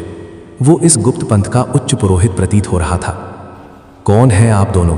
उस वृद्ध ने अपनी गहरी और गूंजती हुई आवाज में पूछा। इस तुंग शिखर के दुर्ग में केवल वही आ सकता है जो या तो काल का दूत हो या फिर हमारी इस प्राचीन धरोहर का रक्षक। तुम दोनों ने उस यंत्र को कैसे रोका जिसे रोकने की विधि सदियों पहले लुप्त हो चुकी थी? बीरबल ने आगे बढ़कर झुककर प्रणाम किया। उन्होंने कहा, हे ज्ञानी महात्मा, हम साधारण मुसाफिर हैं जो कश्मीर की यात्रा पर निकले हैं। हमारा मार्गदर्शक हमें यहाँ छोड़कर भाग गया और हम इस जाल में फंस गए। हमने केवल अपनी जान बचाने के लिए इस यंत्र को रोकने का प्रयास किया। वृद्ध पुरोहित की नजरें बीरबल के हाथ पर पड़ी, जिसमें वे अभी भी उस तांबे की आधी मुहर और दवात को पकड़े हुए थे। वृद्ध की आंखें विस्मय से फैल गईं। उसने अपनी लाठी जमीन पर पटकी और कहा, ये शारदा मुहर का आधा भाग तुम्हारे पास कहाँ से आया? ये मुहर तो हमारे पंथ के अंतिम संस्थापक के साथ लुप्त हो गई थी। तुम दोनों कौन हो? सच बताओ, अन्यथा तुम्हें इस दुर्ग की कारागार में बंद कर दिया जाएगा। अकबर ने हस्तक्षेप करते हुए कहा, हम कोई चोर या जासूस नहीं हैं। हमें ये मुहर आगरा में एक कश्मीरी ज्योतिषी ने दी थी। उन्होंने हमसे कहा था कि जब हम संकट में होंगे तो ये हमारा मार्ग प्रशस्त करेगी। वृद्ध पुरोहित ने कुछ क्षणों तक दोनों को ध्यान से देखा। फिर उसने अपने साथियों को इशारा किया। साथियों ने अपने हथियार नीचे कर लिए। वृद्ध ने कहा, मेरा नाम आचार्य अभिनव गुप्त है। हम शारदा रक्षक पंथ के अंतिम जीवित सदस्य हैं। सदियों से हमारा कार्य कश्मीर के प्राचीन ज्ञान, संस्कृति और यहाँ के राजाओं के गुप्त खजाने की रक्षा करना है। ये मुहर केवल एक धातु का टुकड़ा नहीं है। ये कश्मीर के उस प्राचीन सिंह द्वार की चाबी है जिसके भीतर वो गुप्त ज्ञान और खजाना छिपा है जो पूरे हिंदुस्तान की तकदीर बदल सकता है। परंतु ये मुहर दो भागों में बटी हुई है। आधा भाग हमारे पूर्वजों ने सुरक्षा के दृष्टिकोण से घाटी से बाहर भेज दिया था, जो आज तुम्हारी हथेली में है। बीरबल ने उत्सुकता से पूछा, आचार्य जी, तो इसका दूसरा आधा भाग कहाँ है? आचार्य अभिनव गुप्त के चेहरे पर एक गहरी चिंता की छाया छा गई। उन्होंने एक लंबी सांस ली और कहा, यही हमारी सबसे बड़ी विपत्ति है। इस मुहर का दूसरा आधा भाग कश्मीर के वर्तमान विद्रोही सूबेदार यूसुफ खान के पास है। वो एक अत्यंत क्रूर और महत्वाकांक्षी व्यक्ति है। उसने मुगल सल्तनत के खिलाफ विद्रोह की घोषणा करने की तैयारी कर ली है। वो इस मुहर के दूसरे भाग के बल पर उस प्राचीन खजाने को खोजना चाहता है ताकि वो एक विशाल सेना खड़ी कर सके और शहंशाह अकबर के शासन को चुनौती दे सके। अकबर ये सुनकर भीतर से दहल गए। उन्हें अपने ही साम्राज्य के भीतर पनप रहे इस बड़े षड्यंत्र की कोई भनक नहीं थी। उन्हें समझ में आया कि बीरबल की इस यात्रा का वास्तविक महत्व क्या था। ये यात्रा केवल एक दार्शनिक प्रश्न का उत्तर खोजने के लिए नहीं थी, बल्कि उनके साम्राज्य की रक्षा के लिए नियति द्वारा रचा गया एक गुप्त मार्ग था। अकबर ने अपनी भावनाओं पर नियंत्रण रखते हुए पूछा, आचार्य जी, क्या यूसुफ खान जानता है कि मुहर का पहला भाग कहाँ है? आचार्य ने कहा, वह इसकी पागलों की तरह तलाश कर रहा है। उसे संदेह है कि मुहर का पहला भाग किसी बाहरी यात्री के माध्यम से कश्मीर में प्रवेश करने वाला है। इसीलिए उसने पीर पंजाल के सभी गुप्त रास्तों पर अपने सैनिक तैनात कर रखे हैं। तुम्हारा वह मार्गदर्शक कालू भी यूसुफ खान का ही जासूस था। वह तुम्हें इसी जाल में फंसाकर तुम्हारी हत्या करना चाहता था ताकि वह मुहर हासिल कर सके। बीरबल ने स्थिति की गंभीरता को समझा। उन्होंने आचार्य से कहा, आचार्य जी, हम इस षड्यंत्र को सफल नहीं होने दे सकते। हमें किसी भी तरह श्रीनगर पहुंचना होगा और यूसुफ खान के इस मंसूबे को नाकाम करना होगा। क्या आप हमारी सहायता करेंगे? आचार्य अभिनव गुप्त ने बीरबल की ओर देखा। उनकी आंखों में एक परीक्षा का भाव था। उन्होंने कहा, मैं तुम्हारी सहायता तभी कर सकता हूं जब मुझे विश्वास हो जाए कि तुम दोनों इस मुहर के योग्य हो।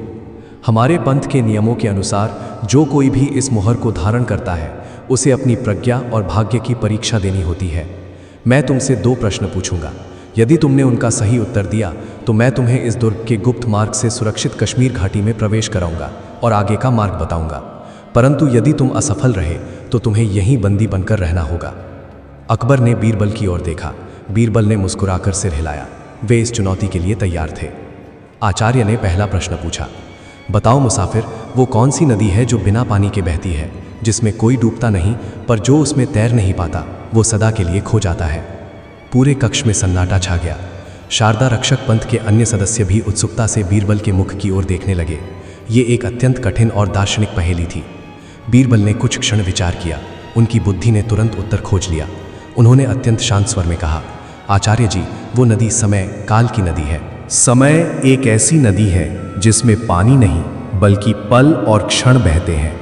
इसमें कोई मनुष्य भौतिक रूप से नहीं डूबता, परंतु जो मनुष्य इस नदी के बहाव के साथ तैरना यानी समय की गति को पहचान कर उसके अनुकूल चलना नहीं सीखता, वो इतिहास के गर्त में सदा के लिए खो जाता है।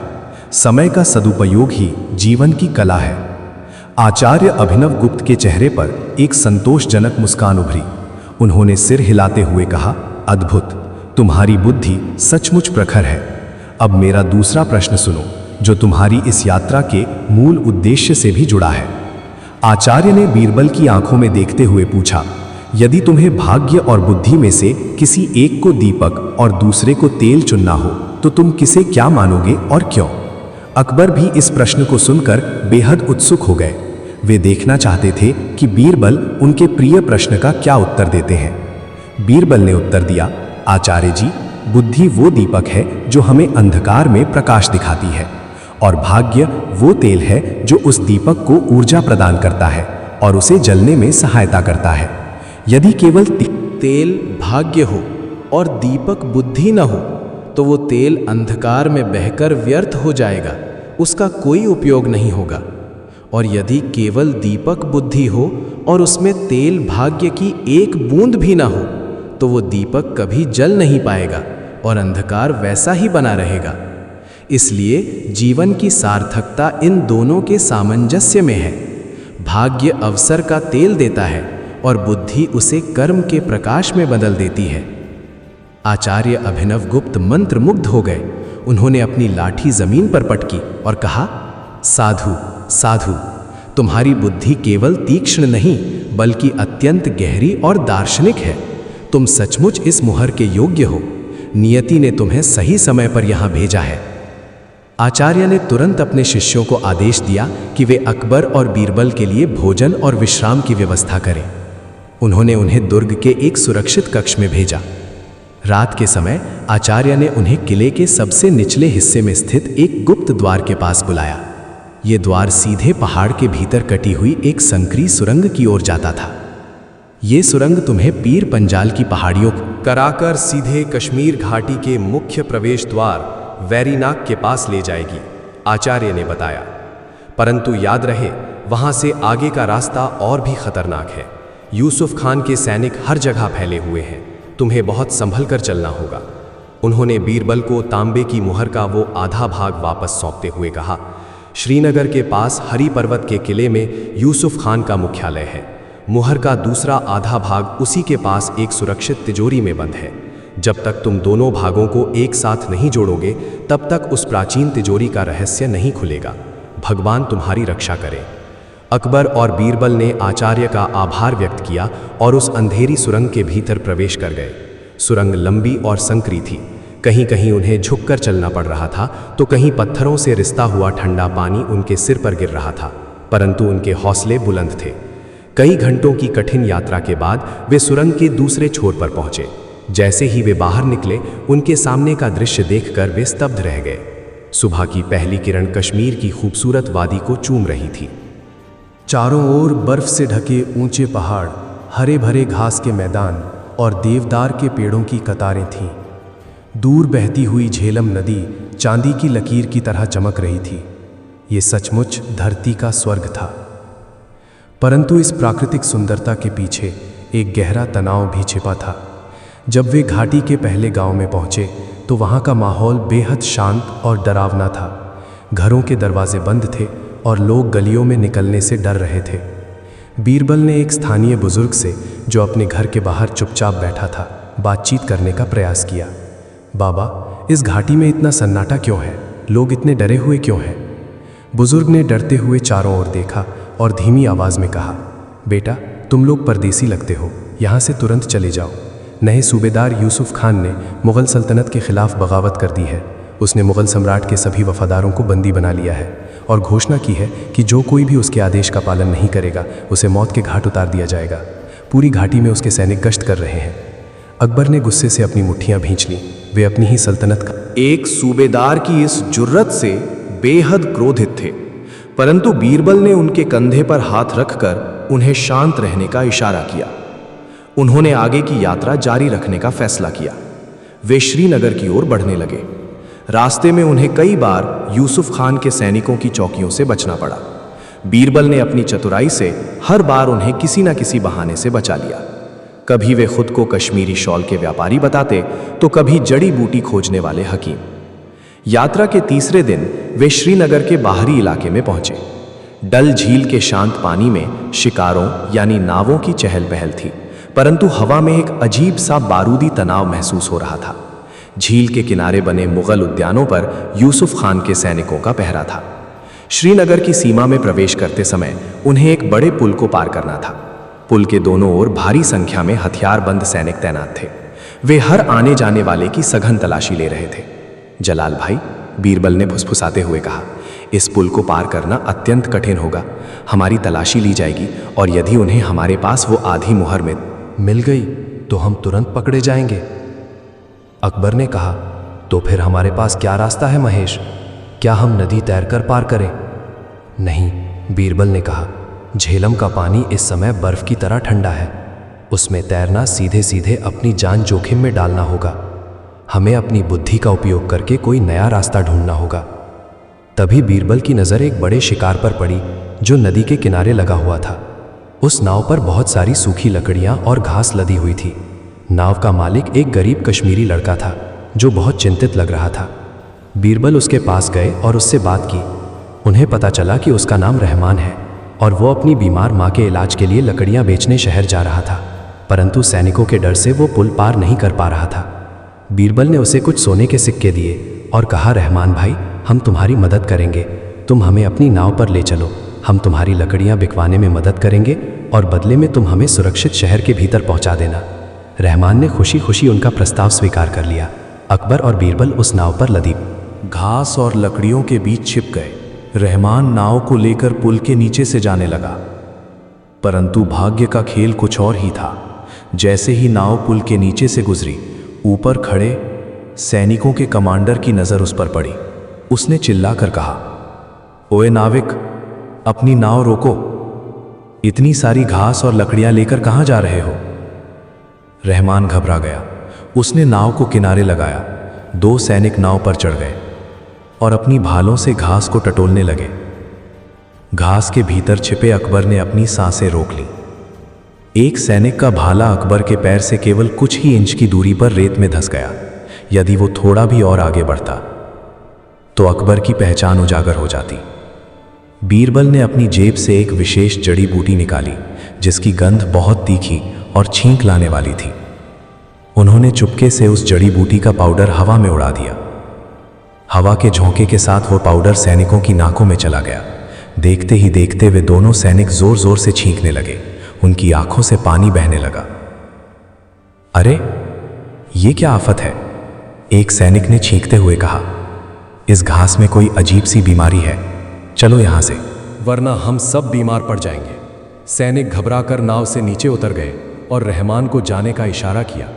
इस प्रकार बीरबल की त्वरित बुद्धि ने उन्हें एक बार फिर संकट से बचा लिया। वे सुरक्षित रूप से श्रीनगर शहर के भीतर दाखिल हो गए। शहर की तंग और घुमावदार गलियों में चलते हुए वे एक पुरानी सराय में रुके। वहां से हरी पर्वत का विशाल किला साफ दिखाई दे रहा था, जो शहर के ऊपर एक काले साए की तरह खड़ा था।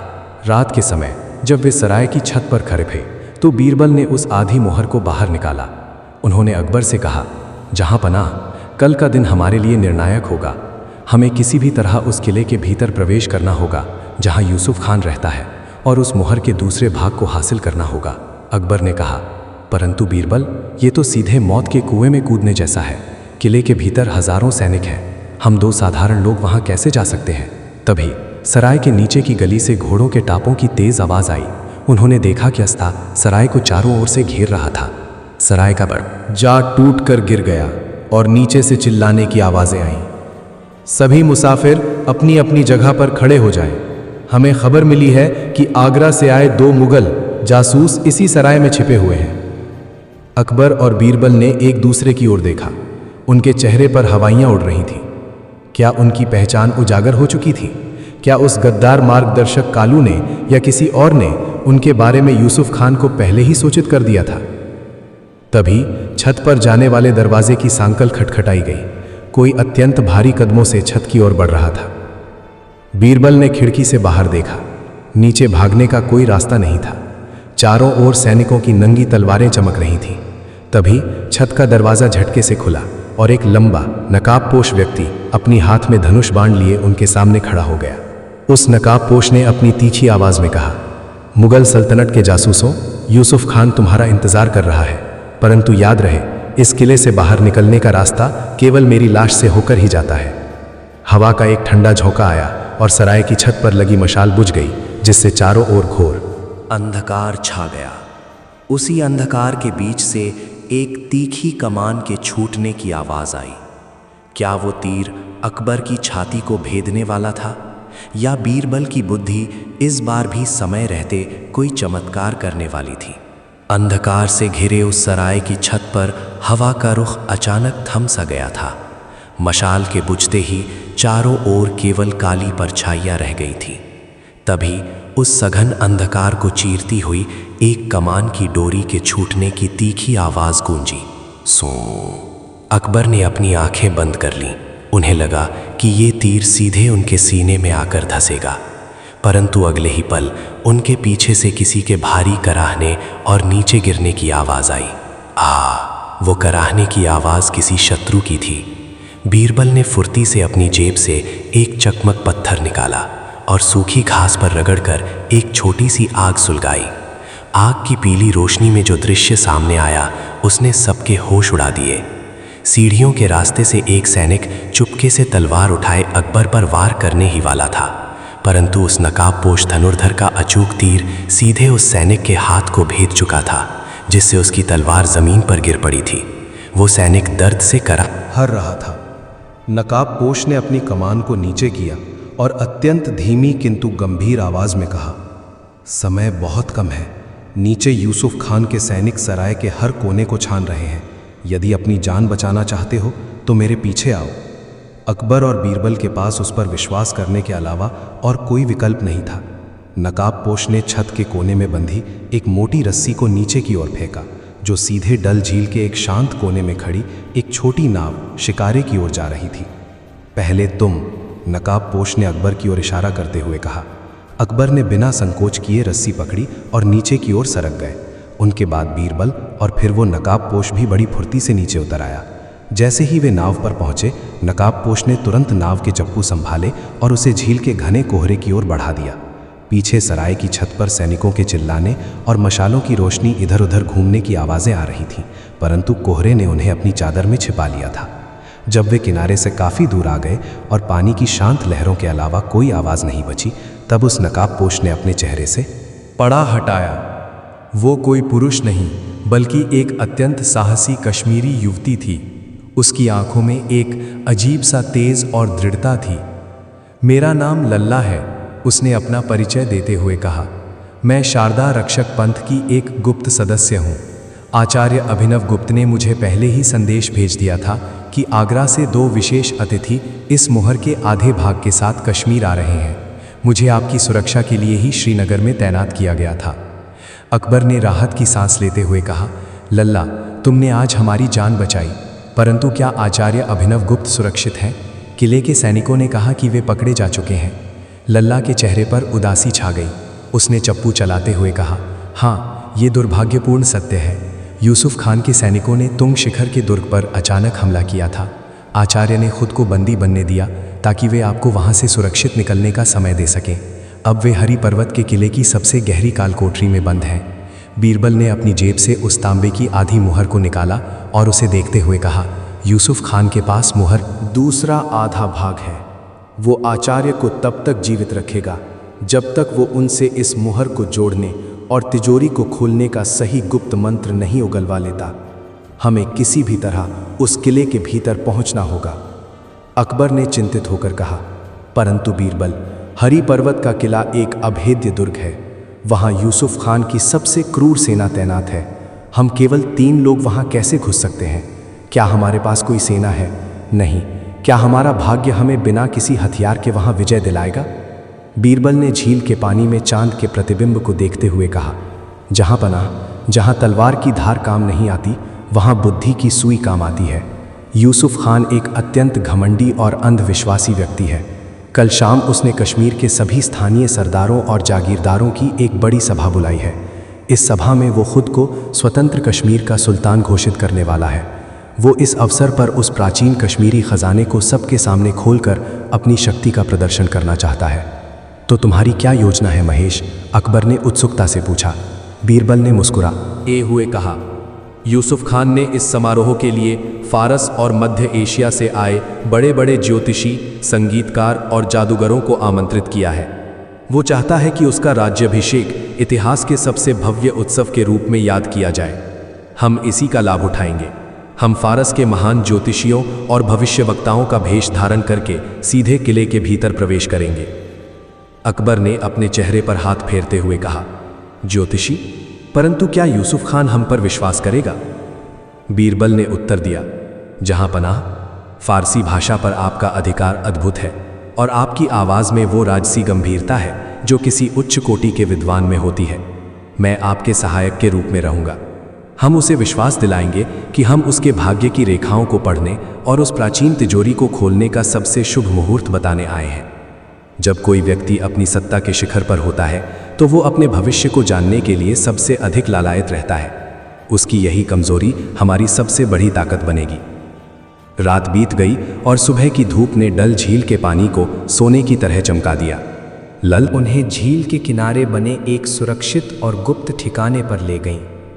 वहां उन्होंने अपने भेष बदलने की तैयारी शुरू कर दी।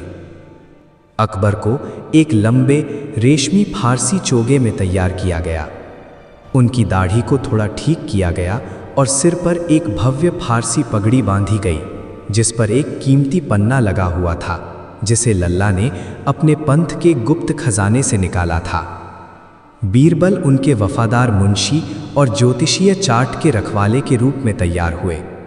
लल्ला ने किले के भीतर की सभी गुप्त सूचनाएं और नक्शे उन्हें समझा दिए। शाम ढलने लगी। हरी पर्वत का किला मशालों की रोशनी से जगमगा उठा था। किले की विशाल दीवारों पर यूसुफ खान के सैनिक पूरी मुस्तैदी से पहरा दे रहे थे। ढोल और नगाड़ों की आवाज़ें हवा में गूंज रही थीं, जो उत्सव की शुरुआत का संकेत थीं। अकबर और बीरबल फारसी ज्योतिषियों के भेष में एक सजे धजे घोड़े पर सवार होकर किले के मुख्य द्वार पर पहुंचे। उनके साथ लल्ला भी एक साधारण दासी के रूप में थी, जो उनके सामान की टोकरी उठाए हुए थी। ठहरिए, मुख्य द्वार पर तैनात एक भारी भरकम पहरेदार ने अपना भाला आगे अड़ा। कहा, कौन हो तुम दोनों और इस शुभ अवसर पर किले के भीतर क्यों जाना चाहते हो?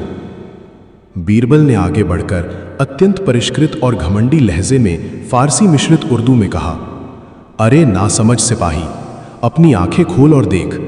तेरे सामने फारस के सुल्तान की निजी ज्योतिषी अल्लामा जलालुद्दीन तबरीजी खड़े हैं। वे सितारों की चाल देखकर सुल्तान यूसुफ खान के राज्याभिषेक को अमर बनाने और उस प्राचीन धरोहर को खोलने का सही समय बताने आए हैं। यदि तूने हमें रोका तो सुल्तान के भाग्य का सितारा गर्दिश में जा सकता है और इसकी सजा केवल तेरी मौत होगी। वो पहरेदार बीरबल के इस आत्मविश्वास और अकबर के चेहरे के राजसी तेज को देखकर घबरा गया। उसने तुरंत अपने अधिकारी को बुलाया। अधिकारी ने जब अकबर की भव्य पगड़ी और उनके बात करने के ऊंचे अंदाज को देखा तो उसे कोई संदेह नहीं रहा। माफी चाहता हूं अल्लामा साहब, अधिकारी ने झुककर सलाम करते हुए कहा। हमें सुल्तान की ओर से सख्त आदेश है, कृपया भीतर पधारें। सुल्तान स्वयं ज्योतिषियों के आने की प्रतीक्षा कर रहे हैं। इस प्रकार बीरबल की तीक्ष्ण बुद्धि और अकबर के स्वाभाविक राजसी अभिनय के बल पर उन्होंने बिना किसी बाधा के किले के भीतर प्रवेश कर लिया। किले के भीतर का दृश्य अत्यंत भव्य और विलासिता से पूर्ण था। मुख्य दरबार हॉल में कश्मीर के सभी बड़े मलिक, जागीरदार और सैनिक अधिकारी बैठे हुए थे। हवा में भुने हुए मांस और महंगी मदिरा की सुगंध फैली हुई थी। कश्मीरी संगीतकार अपनी सुरीली धुनों से समा बांध रहे थे। दरबार के सबसे ऊंचे सिंहासन पर यूसुफ खान विराजमान था। उसके चेहरे पर एक क्रूर मुस्कान थी और उसकी आंखें सत्ता के नशे में लाल थीं। उसके गले में मोतियों की माला और हाथों में कीमती अंगूठियां चमक रही थीं। जैसे ही अकबर और बीरबल ने दरबार में प्रवेश किया, यूसुफ खान ने अपनी भारी आवाज में कहा, आओ, फारस के ज्ञानियों का इस दरबार में स्वागत है। हमने सुना है कि तुम सितारों की भाषा समझते हो। अकबर ने आगे बढ़कर अपनी आवाज को और गंभीर करते हुए फारसी में कहा, सुल्तान यूसुफ खान, सितारों की चाल कहती है कि आज की रात आपके जीवन की सबसे महत्वपूर्ण रात है, परंतु ब्रह्मांड के सितारे तभी आपके अनुकूल होंगे जब आप उस धरोहर को स्पर्श करेंगे जो इस घाटी के भाग्य को नियंत्रित करती है। यूसुफ खान की आंखें चमक उठीं। उसने अपनी सीट से उठते हुए कहा, तुम बिल्कुल सही कह रहे हो अल्लामा, मैं उसी धरोहर की बात कर रहा हूं, परंतु उस धरोहर का द्वार खोलने के लिए मुझे उस प्राचीन मुहर के पहले भाग की आवश्यकता है जिसे मुगल सम्राट के कुछ जासूस चुरा कर भाग रहे हैं। तभी यूसुफ खान ने एक क्रूर इशारा किया। दरबार के पिछले दरवाजे से 4 सैनिक एक बूढ़े व्यक्ति को जंजीरों में जकड़कर खींचते हुए लाए। वो कोई और नहीं बल्कि आचार्य अभिनव गुप्त थे। उनके सफ़ेद कपड़े खून से सने हुए थे और उनका शरीर कमज़ोर हो चुका था, परंतु उनकी आंखों का तेज अभी भी बरकरार था। अभिनव गुप्त, यूसुफ खान ने गरजते हुए कहा, यह तुम्हारी आखिरी परीक्षा है। मुझे बताओ कि मुहर का दूसरा भाग कहाँ है और उस तिजोरी को खोलने का सही मंत्र क्या है, अन्यथा मैं इसी क्षण तुम्हारे इस पवित्र पंथ के सभी सदस्यों को मौत के घाट उतरवा दूंगा। आचार्य अभिनव गुप्त ने अपना सिर ऊंचा उठाया और कहा, यूसुफ खान, तू इस शरीर को नष्ट कर सकता है, परंतु उस ज्ञान को कभी हासिल नहीं कर सकता जो केवल न्यायप्रिय और पवित्र हृदय वाले व्यक्ति के लिए आरक्षित है। तू एक विद्रोही और धोखेबाज है। तेरा भाग्य कभी तुझे उस खजाने का स्वामी नहीं बनने देगा। यूसुफ खान गुस्से से आग बबूला हो गया। उसने अपनी म्यान से तलवार निकाल ली। तो फिर तुम्हारी मौत ही इस दरबार का पहला न्याय होगी। अकबर का हाथ अनजाने में ही अपनी छिपी हुई कटार की ओर बढ़ गया। वे आचार्य की इस तरह हत्या नहीं देख सकते थे, परंतु बीरबल ने तुरंत स्थिति को भांप लिया। वे जानते थे कि यदि इस समय तलवार खींची तो सब कुछ नष्ट हो जाएगा। बीरबल ने जोर से हंसते हुए कहा, सुल्तान ठहरिए, यदि आपने इस बूढ़े को मार दिया तो सितारे हमेशा के लिए आपके खिलाफ हो जाएंगे। यूसुफ खान ने अपनी तलवार रोकी और बीरबल की ओर देखा। तुम क्यों हंस रहे हो मुंशी, और तुम्हारी मौत का भय तुम्हें नहीं सता रहा?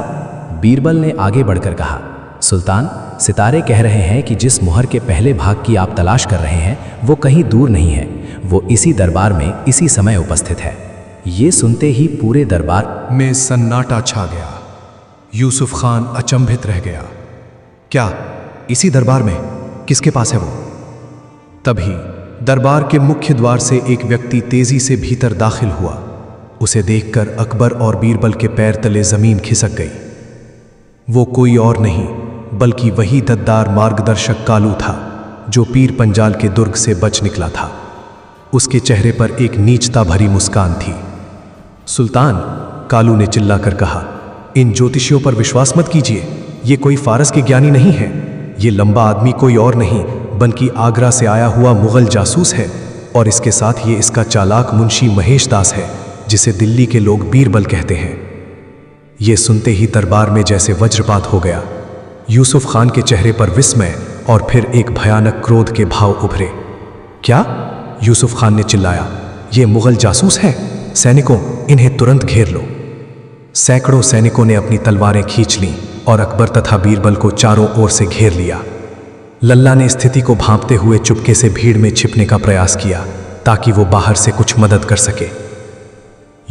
यूसुफ खान सिंहासन से उतरकर अकबर के सामने आया। उसने अपनी तलवार की नोक अकबर की ठुड्डी पर टिका दी। तो तुम दोनों इतने साहसी हो कि सीधे मेरे ही जाल में चले आए।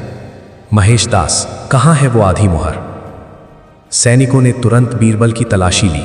उनकी जेब से वो प्राचीन तांबे की आधी मुहर बरामद हो गई। यूसुफ खान ने जैसे ही उस मुहर को अपने हाथ में लिया, उसकी खुशी का ठिकाना नहीं रहा। उसने अपनी जेब से मुहर का दूसरा आधा भाग निकाला और दोनों को आपस में मिलाकर देखा। वे दोनों भाग पूरी तरह से एक दूसरे में फिट हो गए। वो गोल चक्र अब पूरा हो चुका था। यूसुफ खान पागलों की तरह हंसा। आखिरकार पूरी मुहर अब मेरे पास है। अब मुझे कोई नहीं रोक सकता, ना तो ये बूढ़ा पुरोहित और ना ही दिल्ली का वो घमंडी शहंशाह अकबर।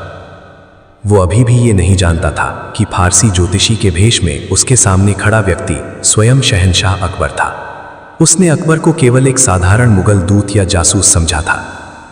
यूसुफ खान ने कड़क आवाज में आदेश दिया, इन दोनों मुगल कुत्तों को और इस बूढ़े पुरोहित को हरी पर्वत की सबसे गहरी और ठंडी जल कोठरी में डाल दो।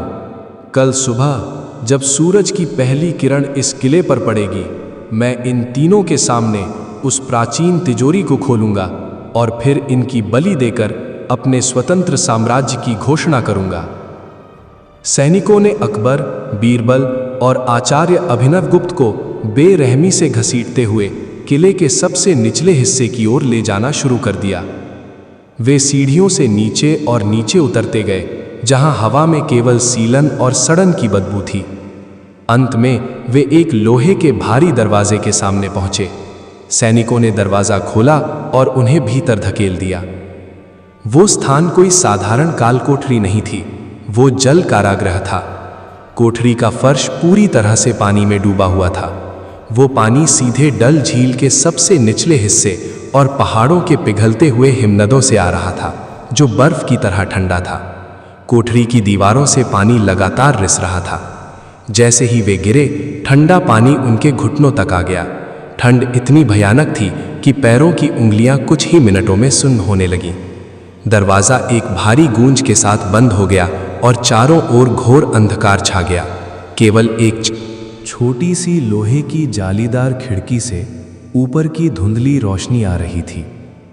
अकबर ने अपनी छाती को समेटते हुए कहा, बीरबल, ठंड असहनीय है, मेरे पैर सुन्न हो रहे हैं।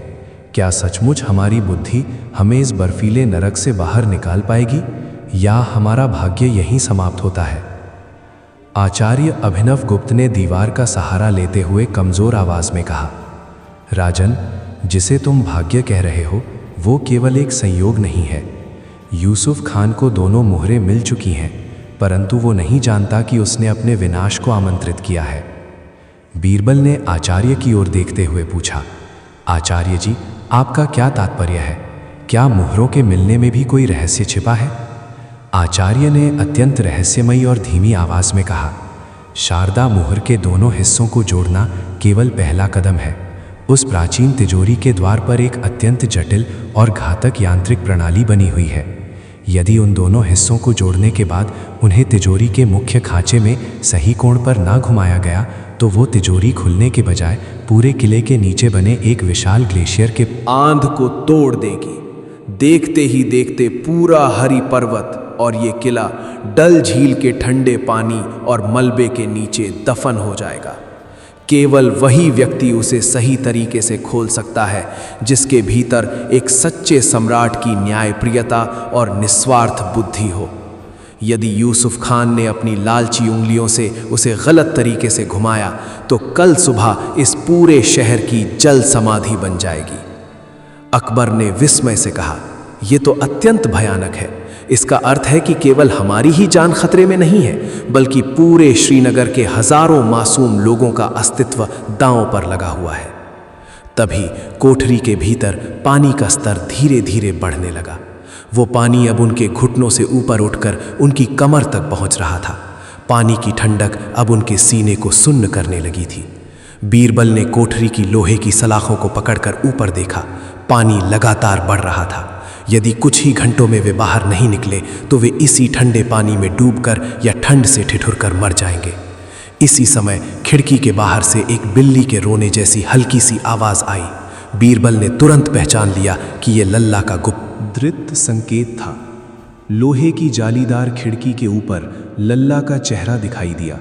उसने धीमी आवाज में कहा, महेश जी, मैं बाहर हूं। सैनिकों को मदिरा में जड़ी बूटी मिलाकर सुला दिया गया है, परंतु मेरे पास कोठरी की चाबी नहीं है। वो चाबी यूसुफ खान के मुख्य अंगरक्षक की कमर में बंधी है। पानी बहुत तेजी से बढ़ रहा है, मैं क्या करूं? तभी कोठरी के भीतर पानी उनके सीने तक आ गया। अकबर की सांसें अब ठंड के कारण उखड़ने लगी थीं। आचार्य अभिनव गुप्त ने हाफते हुए बीरबल के कान में वो अंतिम और सबसे गुप्त बात फुसफुसाई। बीरबल, सुनो, तिजोरी के लॉकिंग तंत्र का सही संरेखण केवल एक प्राचीन श्लोक में छिपा है, जो मुहर के पीछे सूक्ष्म अक्षरों में खुदा हुआ है। यूसुफ खान इसे कभी नहीं पढ़ पाएगा, क्योंकि वो शारदा लिपि नहीं जानता। केवल तुम ही उसे पढ़ सकते हो, परंतु तुम्हें यहाँ से जीवित निकलना होगा। पानी अब उनकी गर्दन तक पहुँच चुका था। प्रत्येक सेकंड के साथ मौत उनके मुंह को छू रही थी। अकबर ने आखिरी बार बीरबल की ओर देखा। क्या बीरबल की प्रखर बुद्धि इस बढ़ते हुए पानी की गति को रोक पाएगी? क्या वे इस बर्फीले जल प्रलय से बचकर उस प्राचीन तिजोरी तक पहुंच पाएंगे, जहां साम्राज्य की तकदीर और हजारों मासूमों की जान दांव पर लगी थी? गले तक पहुंच चुके बर्फीले पानी ने शरीर को पूरी तरह सुन्न कर दिया था। ऐसा लग रहा था मानो हर एक सांस के साथ फेफड़ों में बर्फ जम रही हो। काल कोठरी के भीतर का अंधकार अब जीवन के अंतिम क्षणों जैसा प्रतीत हो रहा था। अकबर की आंखें धीरे धीरे बंद होने लगी थीं और उनकी चेतना उनका साथ छोड़ रही थी। जहां पना, अपनी आंखें खुली रखिए, बीरबल ने कांपते हुए स्वर में चिल्लाकर कहा, जबकि उनका अपना शरीर भी थरथरा रहा था। हमारी प्रज्ञा इस बर्फीले पानी से अधिक ठंडी नहीं हो सकती, हमें जीवित रहना होगा। तभी कोठरी की छोटी सी खिड़की के बाहर लल्ला की परछाई फिर से दिखाई दी। उसने एक लंबी लोहे की छड़ खिड़की की सलाखों के बीच से भीतर डाली। महेश जी, ये लोहे की छड़ लीजिए, लल्ला ने हांफते हुए कहा। मैंने बाहर के नाले का मुहाना बंद करने का प्रयास किया है, लेकिन पानी का दबाव बहुत अधिक है। ये कोठरी कुछ ही मिनटों में पूरी तरह भर जाएगी। बीरबल ने अपनी सुन्न हो चुकी उंगलियों से उस लोहे की छड़ को पकड़ा। उनकी तीव्र बुद्धि ने तुरंत कोठरी की दीवारों का निरीक्षण किया। उन्होंने देखा कि कोठरी के एक कोने में, जहां से पानी सबसे तेजी से भीतर आ रहा था, वहां एक पुराना पीतल का वाल्व लगा हुआ था, जो डल झील के मुख्य जलमार्ग से जुड़ा था। पानी के दबाव के कारण वो वाल्व ढीला होकर पूरी तरह खुल चुका था। बीरबल ने अपनी बची कुची शक्ति को बटोरा और पानी के भीतर डुबकी लगाई। उन्होंने उस लोहे की छड़ को पीतल के वाल्व के गियर के बीच फंसाया और उसे विपरीत दिशा में घुमाने के लिए अपनी पूरी ताकत लगा दी। पानी के भीतर बीरबल की सांसें फूल रही थीं, परंतु उनके मस्तिष्क में केवल एक ही लक्ष्य था, शहंशाह की रक्षा और श्रीनगर के हजारों निर्दोषों का जीवन। उन्होंने छड़ पर अपना पूरा वजन डाल दिया।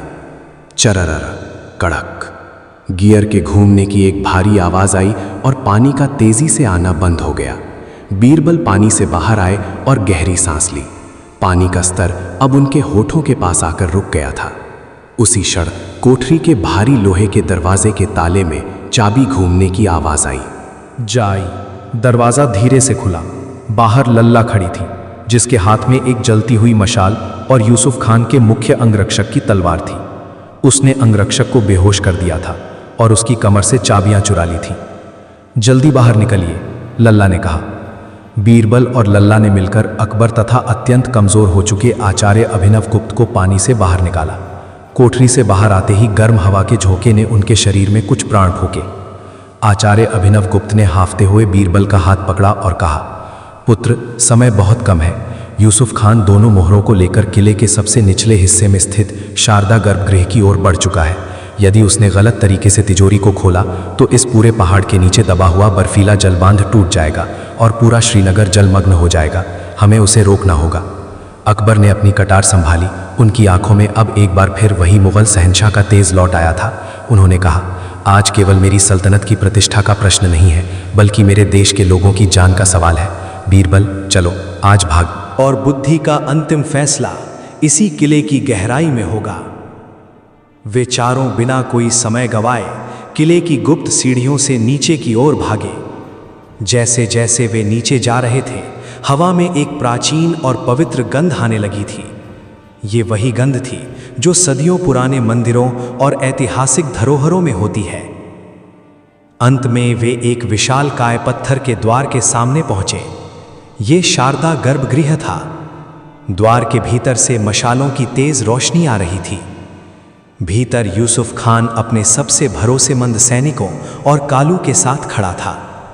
उसके सामने पत्थर की एक विशाल दीवार थी जिसके बीचों बीच एक बहुत बड़ा तांबे का चक्र लगा हुआ था।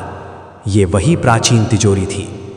यूसुफ खान ने अपनी दोनों हथेलियों में उस तांबे की पूरी हो चुकी मुहर को पकड़ रखा था। हा हा हा हा, यूसुफ खान पागलों की तरह चिल्लाया। आज का सूर्योदय मेरे नए साम्राज्य का उदय होगा। इस मुहर के साथ मैं इस प्राचीन तिजोरी को खोलूंगा और कश्मीर का राजा बनूंगा। वो जैसे ही उस मुहर को तांबे के चक्र के बीच बने खांचे में डालने के लिए आगे बढ़ा, बीरबल की आवाज पूरे गर्भगृह में गूंज उठी। रो यूसुफ खान। यूसुफ खान ने चौंक कर पीछे देखा। उसे विश्वास नहीं हुआ कि ये लोग जल कोठरी से जीवित बाहर निकल आए हैं। उसने गुस्से से कहा, तुम जीवित कैसे बच गए? सैनिकों, इन्हें इसी क्षण खत्म कर दो। सैनिक जैसे ही आगे बढ़े, अकबर ने अपने शरीर पर ओढ़ा हुआ फारसी चोगा फेंक दिया। उनके भीतर का असली सम्राट अब सबके सामने खड़ा था। उन्होंने अत्यंत बुलंद और गूंजती हुई आवाज में कहा, ठहरो, क्या तुम अपनी तलवारें अपने ही शहंशाह पर उठाओगे? अकबर की वो राजसी आवाज, उनका अदम्य साहस और उनके चेहरे का वो तेज देखकर यूसुफ खान के सैनिक वहीं ठिठक गए। उनके हाथों से तलवारें कांपने लगीं। शहंशाह अकबर, कालू ने थरथराते हुए कहा। उसकी आंखें फटी की फटी रह गईं। यूसुफ खान भी एक क्षण के लिए घबरा गया, परंतु उसका घमंड और सत्ता का लालच चरम पर था। उसने चिल्लाकर कहा, कोई नहीं हिलेगा। ये दिल्ली का शहंशाह हो सकता है, परंतु इस समय ये मेरे किले में है। यहां का सुल्तान मैं हूं। उसने अपनी पूरी ताकत से उस पूरी मुहर को दीवार के खांचे में डाल दिया और उसे दाईं ओर घुमा दिया। जैसे ही उसने मुहर को घुमाया, गर्भगृह की दीवारों से एक भयानक गड़गड़ाहट की आवाज आने लगी। पत्थर की छत से बड़े बड़े टुकड़े टूटकर नीचे गिरने लगे। दीवार के जोड़ों से पानी की तेज फुहारें निकलने लगी। ये क्या हो रहा है? यूसुफ खान घबराकर चिल्लाया। द्वार क्यों नहीं खुल रहा है? ये पानी कहां से आ रहा है? आचार्य अभिनव गुप्त ने आगे बढ़कर कहा, मूर्ख, तूने मुहर को गलत दिशा में घुमा दिया है। तूने उस काल चक्र को सक्रिय कर दिया है जो इस पूरे किले और नीचे बसे शहर को जलमग्न कर देगा। अब तेरी मौत और विनाश तय है। गर्भगृह में अफरा तफरी मच गई। यूसुफ खान के सैनिक अपनी जान बचाने के लिए बाहर की ओर भागने लगे। कालू भी भागने का प्रयास कर रहा था, परंतु छत से गिरा एक भारी पत्थर सीधे उसके पैर पर गिरा और वो वहीं दब गया। यूसुफ खान पागलों की तरह उस मुहर को वापस खींचने का प्रयास करने लगा, परंतु वो पत्थर के खांचे में पूरी तरह जाम हो चुकी थी। गड़गड़ाहट और तेज हो गई और फर्श के नीचे से पानी का स्तर तेजी से बढ़ने लगा। बीरबल, अकबर ने चिल्लाकर कहा, कुछ करो, पूरा किला ढहने वाला है। बीरबल बिजली की गति से आगे बढ़े। उन्होंने दीवार पर लगे तांबे के चक्र को गौर से देखा। मुहर के पीछे के सूक्ष्म अक्षरों पर उनकी नजर पड़ी। वहां प्राचीन शारदा लिपि में लिखा था, क्रोध और लोभ से विनाश होगा। केवल वही इसे शांत कर सकता है जो उत्तर के तारे की ओर मुख करके अपने अहंकार को झुकाए। बीरबल ने तुरंत समझा कि इसका भौतिक और यांत्रिक अर्थ क्या था। उन्होंने अकबर से कहा, जहां पना, मुझे आपकी सहायता की आवश्यकता है। हमें इस तांबे के चक्र को एक साथ उत्तर की ओर घुमाना होगा और इसके ठीक केंद्र बिंदु पर अपनी दोनों हथेलियों से एक साथ दबाव बनाना होगा। ये तंत्र अकेले व्यक्ति के बल से नहीं, बल्कि दो लोगों के संतुलित सहयोग से ही खुल सकता है। अकबर तुरंत आगे बढ़े। उन्होंने और बीरबल ने अपने हाथों को उस गर्म होते हुए तांबे के चक्र पर रखा। उन्होंने अपनी पूरी ताकत लगाकर उसे उत्तर की ओर घुमाया। घर चक्र घूमा। बीरबल ने चिल्लाकर कहा, अब इसके केंद्र बिंदु को दबाइए। दोनों ने एक साथ अपनी पूरी शारीरिक और मानसिक शक्ति लगाकर चक्र के केंद्र बिंदु पर दबाव डाला। एक क्षण के लिए ऐसा लगा मानो समय ठहर गया हो। वो भयानक गड़गड़ाहट धीरे धीरे शांत होने लगी। दीवारों से रिसता हुआ पानी थम गया। छत से पत्थरों का गिरना बंद हो गया और फिर एक अत्यंत धीमी और सुरीली गूंज के साथ वो विशाल पत्थर की दीवार बीच से दो हिस्सों में विभाजित हो गई। दीवार के पीछे का दृश्य अलौकिक था। वहां कोई सोने चांदी के सिक्कों का अंबार नहीं था, बल्कि कश्मीरी संस्कृति, इतिहास, दर्शन और विज्ञान के हजारों प्राचीन ग्रंथ, तांबे के पत्र और दुर्लभ जड़ी बूटियों के नुस्खे सुरक्षित रखे हुए थे। ये कश्मीर का असली खजाना था, ज्ञान का खजाना। यूसुफ खान ये देखकर स्तब्ध रह गया। उसका लालची मन इस ज्ञान के खजाने को देखकर चकित था। वो अपनी हार स्वीकार नहीं कर पा रहा था। उसने अपनी तलवार उठाई और अकबर पर पीछे से वार करना चाहा, परंतु लल्ला ने अपनी फुर्ती का परिचय देते हुए अपनी कटार सीधे यूसुफ खान के हाथ पर दे मारी, जिससे उसकी तलवार दूर जा गिरी।